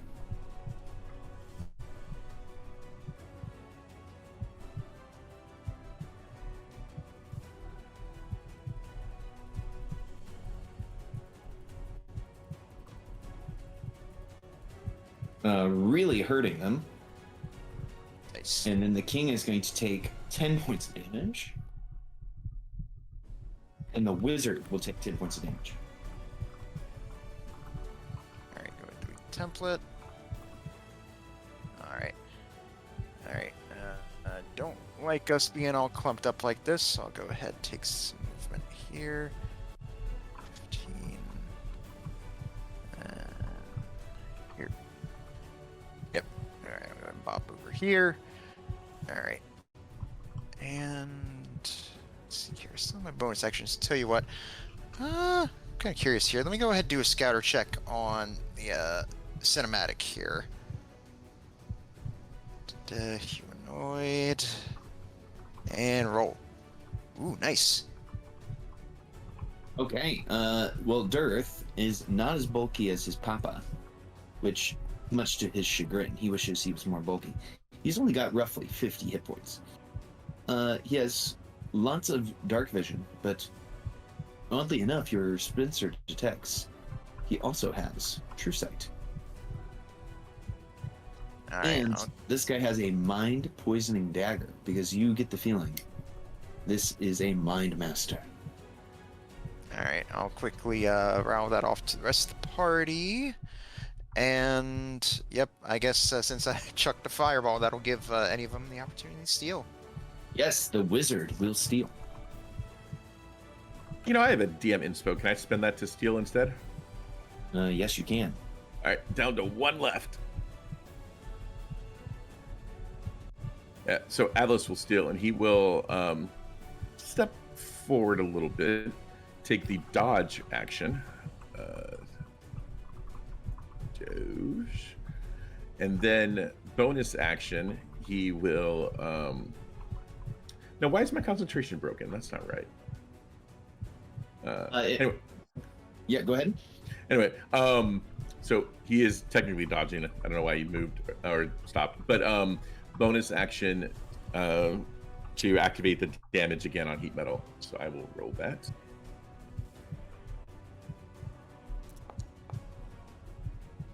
A 15 points of fire. Excellent. And that is it for me. I assume now he'll probably steal. Yes, the king will steal. At the beginning of his turn, he regains his Paragon actions. He screams. Ah! Oh, so before his turn would have started, Avalos, he would have used this ability. Hellish Rebuke. When the creature is... When Zardarok is damaged by a creature within 60 feet of him that he can see, that creature is damaged him. You can see me behind Gaiman, right? Oh, yeah. Okay. One of his eyes is over on this side of his body. All right, and that is a saving throw for me. Lovely. Okay. Duck save.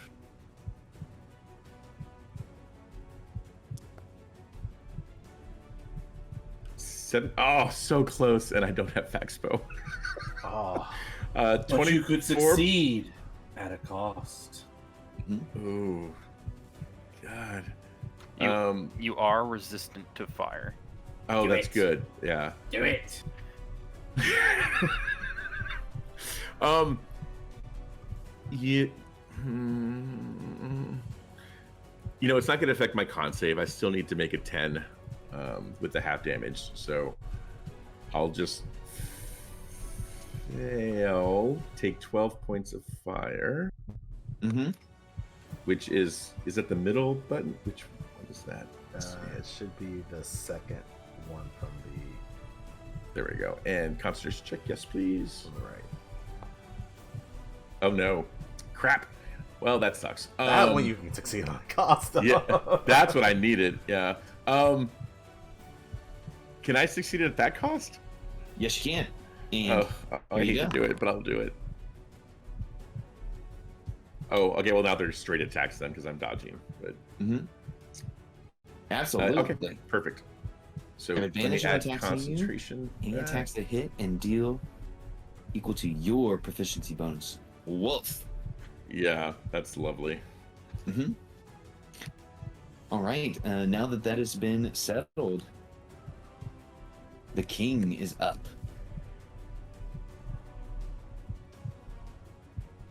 He says to the wizard standing next to him, remove this effect from me. And the wizard will nod.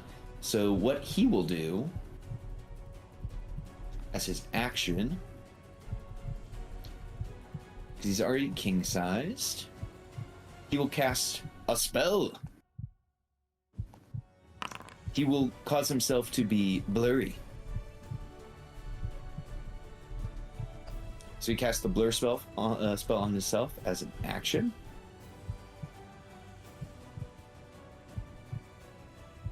And then he will just simply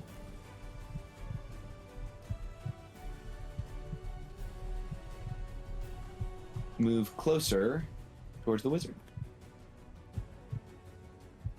All right, that is Zardarok's action, and then he will go ahead and pass to the demonic Duergar wizard.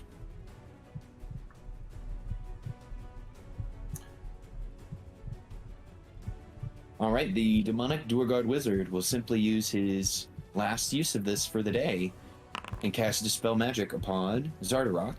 Ew. And Zardarok is no longer under the effects of heat metal. So glad I used a save at a cost for that. Let's see, that was his action, and that is all the wizard can do. Alrighty. So now let's find out what Akia is going to do. Akia, you are up. Okay. Akia, Wait. you can hear the overarching sounds of the heartbeat coming from within the forge. There's a lot going on.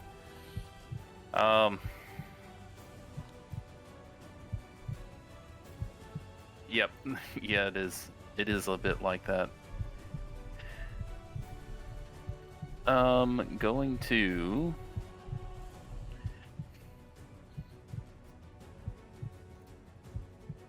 Sorry, guys. I think I'm going to pull out my scroll of Moonbeam and cast it on these guys right here.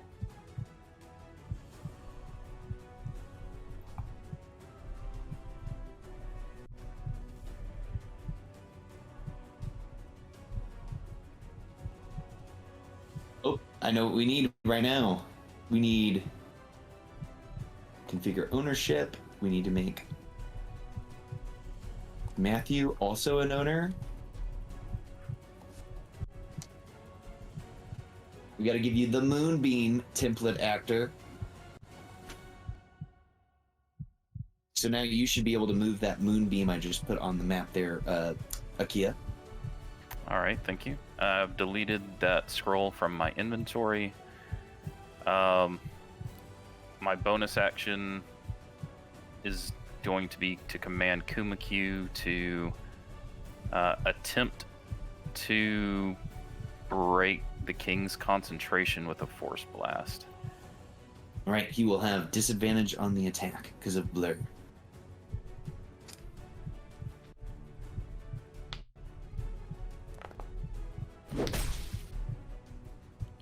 All right, a 17 is enough to hit the king even with his blur up.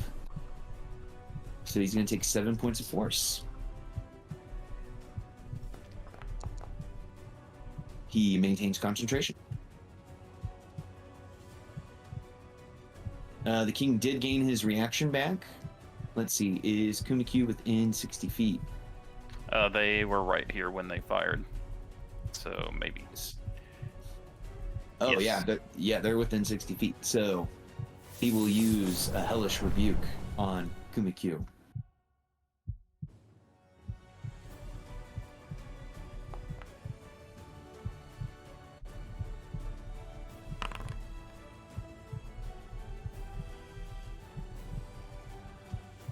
Okay, so they would only take half damage. So that would be 8. All right. Sorry, got a lot going on. Okay, that's Mhm. Akia's action, bonus action, Kumakyu's action. Kuma Kuma's gonna charge this guy. And sort of skirt around to the side, and I guess just attack. Sure. He looks at you and says, "Oh, it's a bear."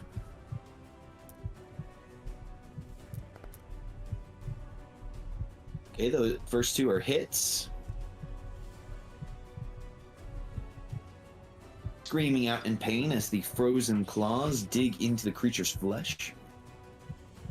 All right. Well, Aki is actually concentrating on something, so I think they're going to... Is there a good place to step back a little bit? Not particularly. They're just going to step back just a little bit so they don't immediately lose concentration. Hopefully. All right, and I guess Sunblight will steal. Yes, the cinematic death Sunblight will steal. He stares at this bear and he draws his mind poison dagger. He is going to make two mind poison dagger attacks. Let's see if he needs both of them. He probably will.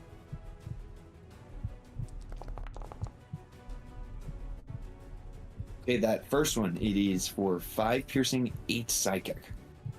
All right. That knocks it back into yeah, kills it. It drives the dagger into the excuse me.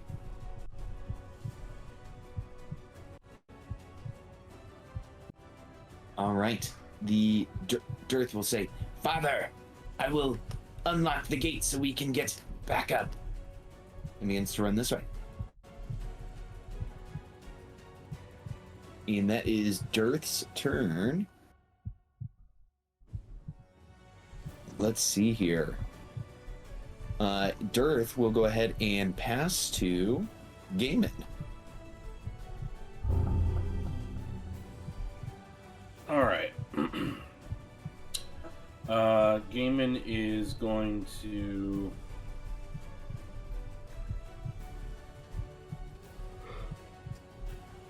go here. Now, am I? No, I'm not adjacent. Now I'm adjacent.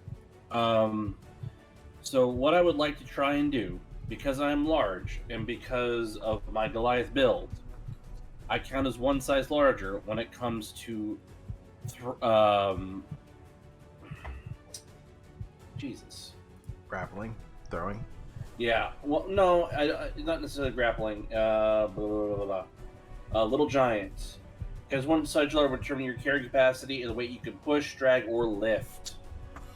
So, what I would like to try and do is trough.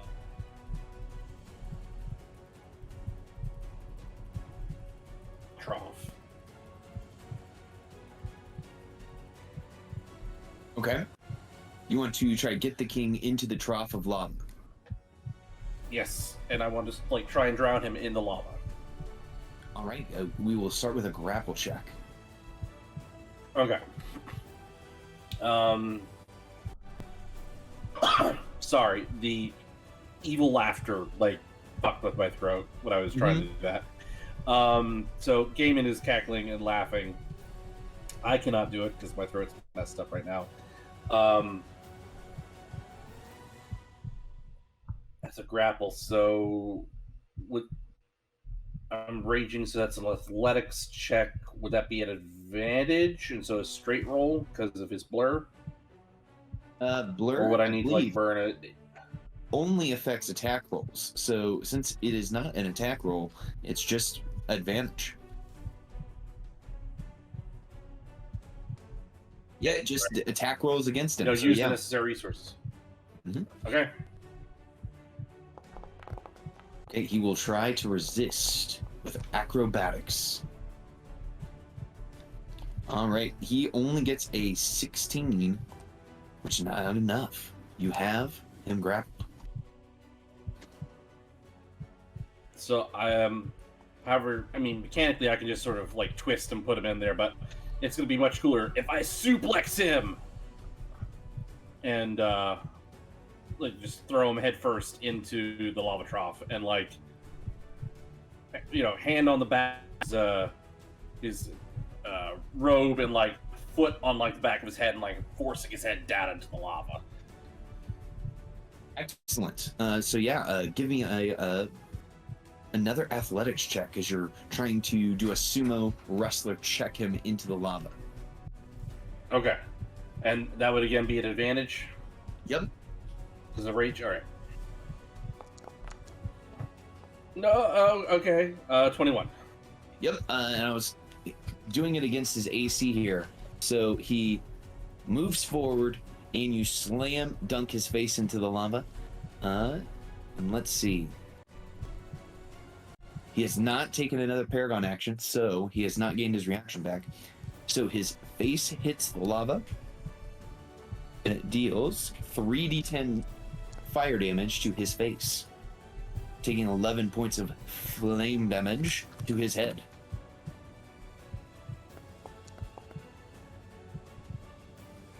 Okay, he still maintains concentration on his blur.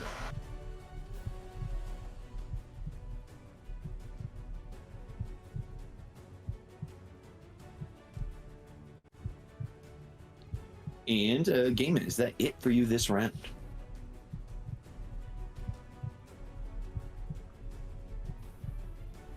Yeah, because I mean, my action was to do the grapple and the headed and the lava. Not like I can bonus action a potion into myself because I don't have any potions.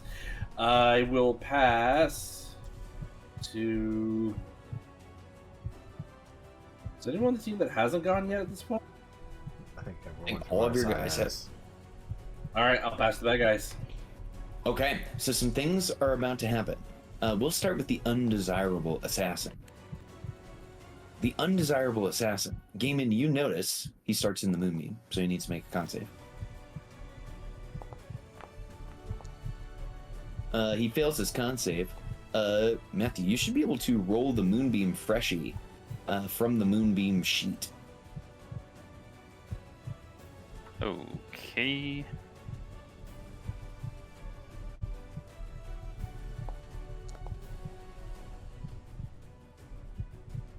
Okay.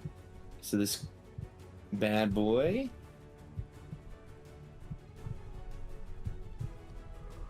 takes 7 points of radiant.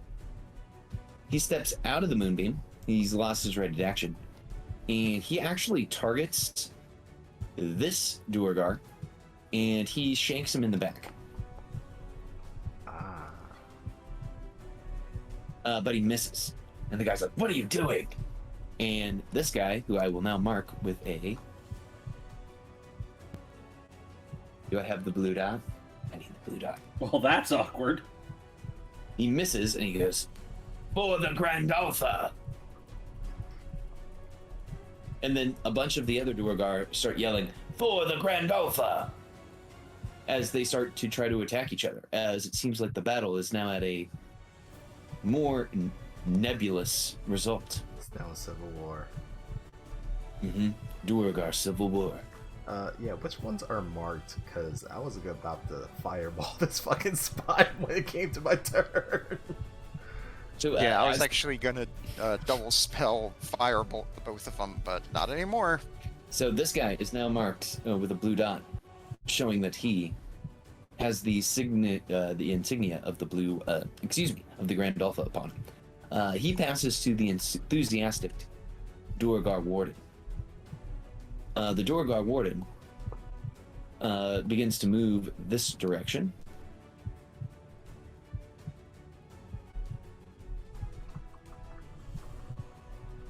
Then we'll use their action to move, and says to Dearth as they run by, "There's a mutiny! Get everyone out! Protect the king! I will kill the interlopers!" So they don't have a blue dot. Cool, they've chosen violence. Let's see here. The stinging cult fanatic reveals that they have a blue dot. and walks up behind this Duergar assassin and targets him. And uses the strongest power that anyone can have, the power of gravity. Friendship? Oh. Almost as strong. As they try to shove this guy off of the balcony. That assassin turns around and says, "Mutiner!" And the cult fanatic goes, "Oh no," as they have revealed their hand.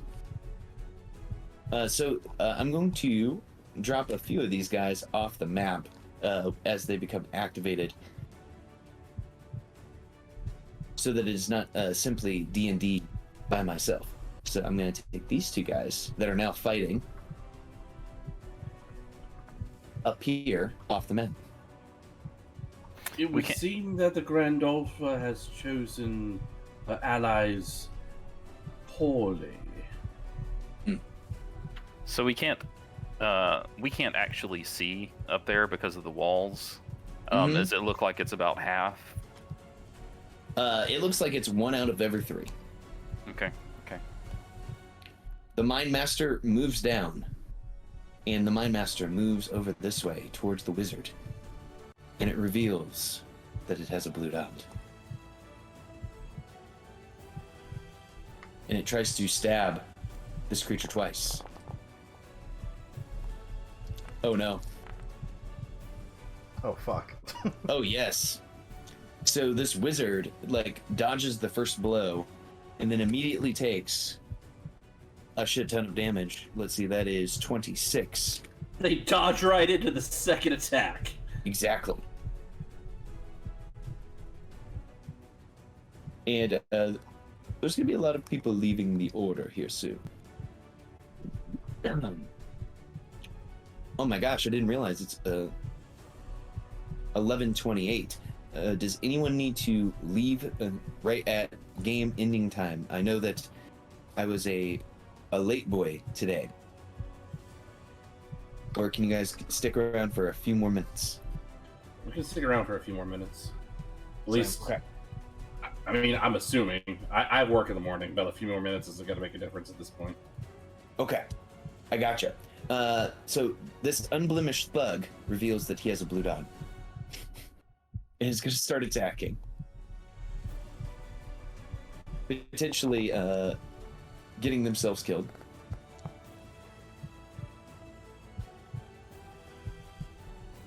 So these 3 up here are going to leave the initiative order, as there is now a melee happening in this situation. And let's see. The berserker up here is just simply dodging and making sure no one tries to let out all the prisoners, because there's many prisoners. And that will take us to this guy here.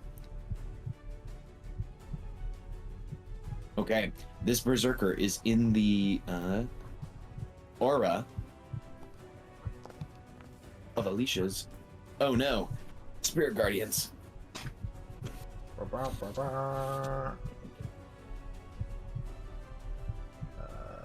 So go. You take 12. Oh no, that is a good chunk of change here for the berserker. So he will now, as a bonus action, enter a Duergar rage.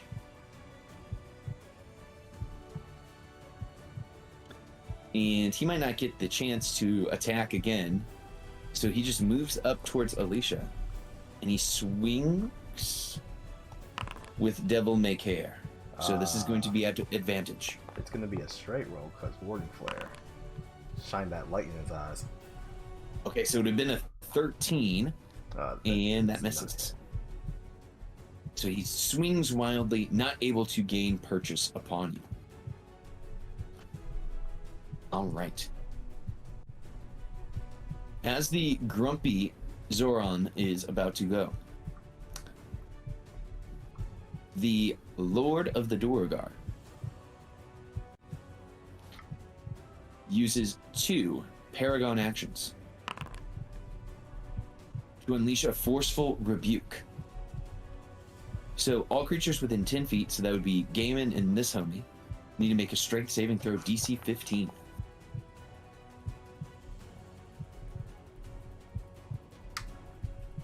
The save is to see if you will be knocked prone after being pushed 10 feet away. Okay, so the Grumpy Zorn is pushed 10 feet away, and Gaiman, you are pushed 10 feet away, but you are not also knocked prone. Well, I'm holding on to him, so how would that work? It would be like a thunder wave, where a thunder wave, if someone was grappling you, it would just push you away. This is working in a similar manner. Okay, that took 2 Paragon actions for him to shove everyone away. The Zorn is actually starting its turn not inside of the effects of the Moonbeam. So there are 2 bad guys up here, and then 2, well, they're still bad, but they're aligned with the Grand Alpha. So they're going to just fight over here. And I'm going to take them out of the initiative order.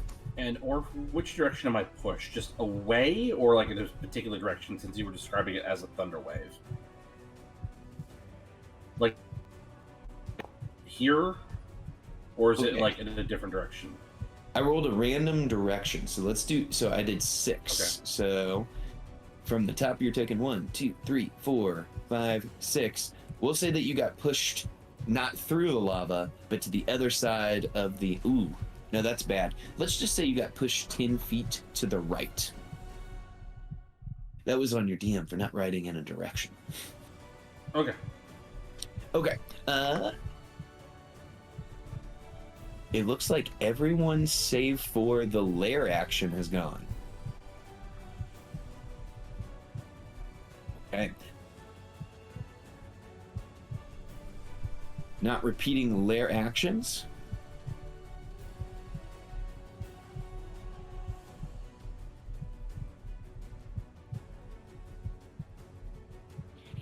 Zardarok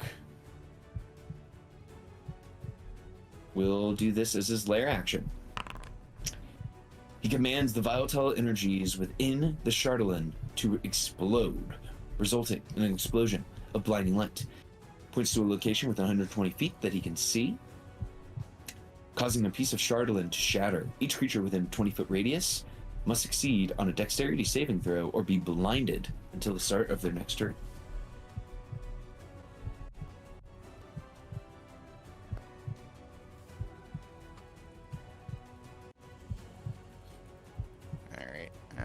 I'm pretty sure I'm going to make it, but I'm just going to go ahead and spend a DM inspiration to get an advantage here.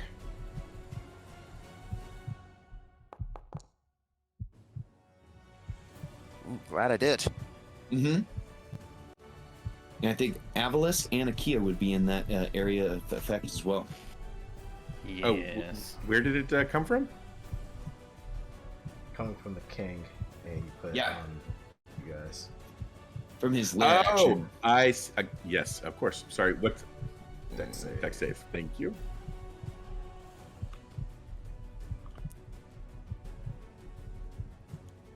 Ugh.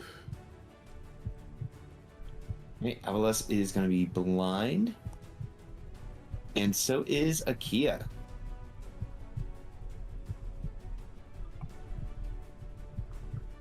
Okay, so I'm going to go through here and just clean up that and this.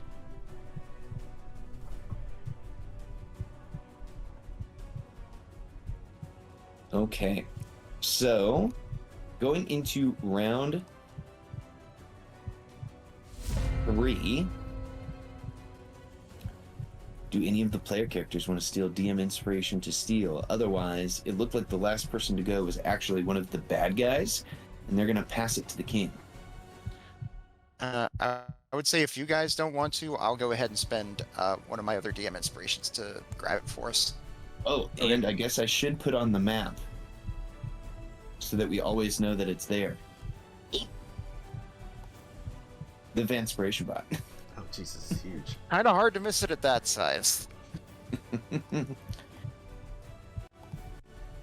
And we got to hover by inland so you can see its little health bar. Let's put it somewhere where there's not anyone at. Right over there. Okay, It moves so slow. it's too big. All right, That's what she Lotus. said. But It's a problem. I had to get the dick surgery. It makes your dick smaller. When it's referred to as a hog, you know it's a chunkin' piece of pork. So, Lotus, what do you got for us? Wow. I'm sorry. What a note to end on.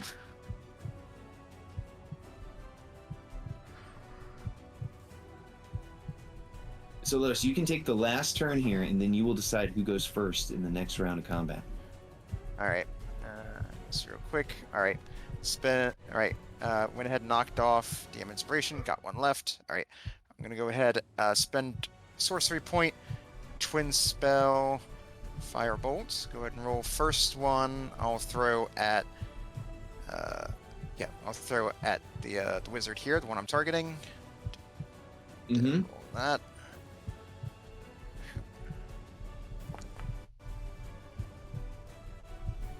Oh, man. Okay. 7. So you kill that guy. All right. Then second one, I'll go ahead and chuck at yep, dude right next to him. All right, here, and it gives me 1 sorcery point left. 14 and for 8. that is another hit. But that Mind Master is still alive. Or that guy is still alive. All right, so that's all for me. Unless one of you guys wants to spend something to grab it, one of them that will give the other guy a chance to steal. Now, I should say I did take those guys out of initiative because they were just NPCs fighting each other. So, who do you pass to? All right, in that case, so I can get it back in the action, I'll go ahead and pass to Gaiman. Okay, so we will have Gaiman then be the first one to act next week.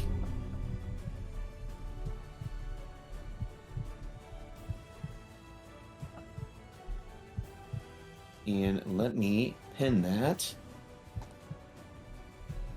Now, David, I believe you sent me a DM that you're going to be, or was it in the channel that you're going to be out of town next week? Is that correct? Yep. Yes. Okay. So everyone, this is kind of a crucial moment in the campaign. You guys are fighting a big bad evil guy. There's a bunch of fighting going on. There's lair actions happening. I'm okay because we don't have a player next week, either missing or waiting until everyone can be here to continue the fight. Is that okay with everybody else? I don't mind waiting. Yeah, I'm fine. Okay. Yeah, it's okay. Cool, because I feel like this is a crucial moment for Gaiman because they are fighting with the clan of Dorgard that hunted down and killed his family. sounds good to me. Cool. Well, everyone, I want to thank you guys for playing. I want to apologize once again. Sorry, guys. Thank you all for being so understanding. And I will be active in the Discord server this week to see, hey, maybe we can do something on Friday night next week to take the place of Rime for 1 week. Cool. All right, guys. Well, I hope you guys have a good weekend and a good rest of your week. And I can't wait to play D&D with you all again. As for me, I'm heading for bed. Good night. All right, thanks for Good playing, night, guys. Thanks, Bye. thanks again. Good game. Good night, everybody. and thanks everyone for tuning in. Catch you next time.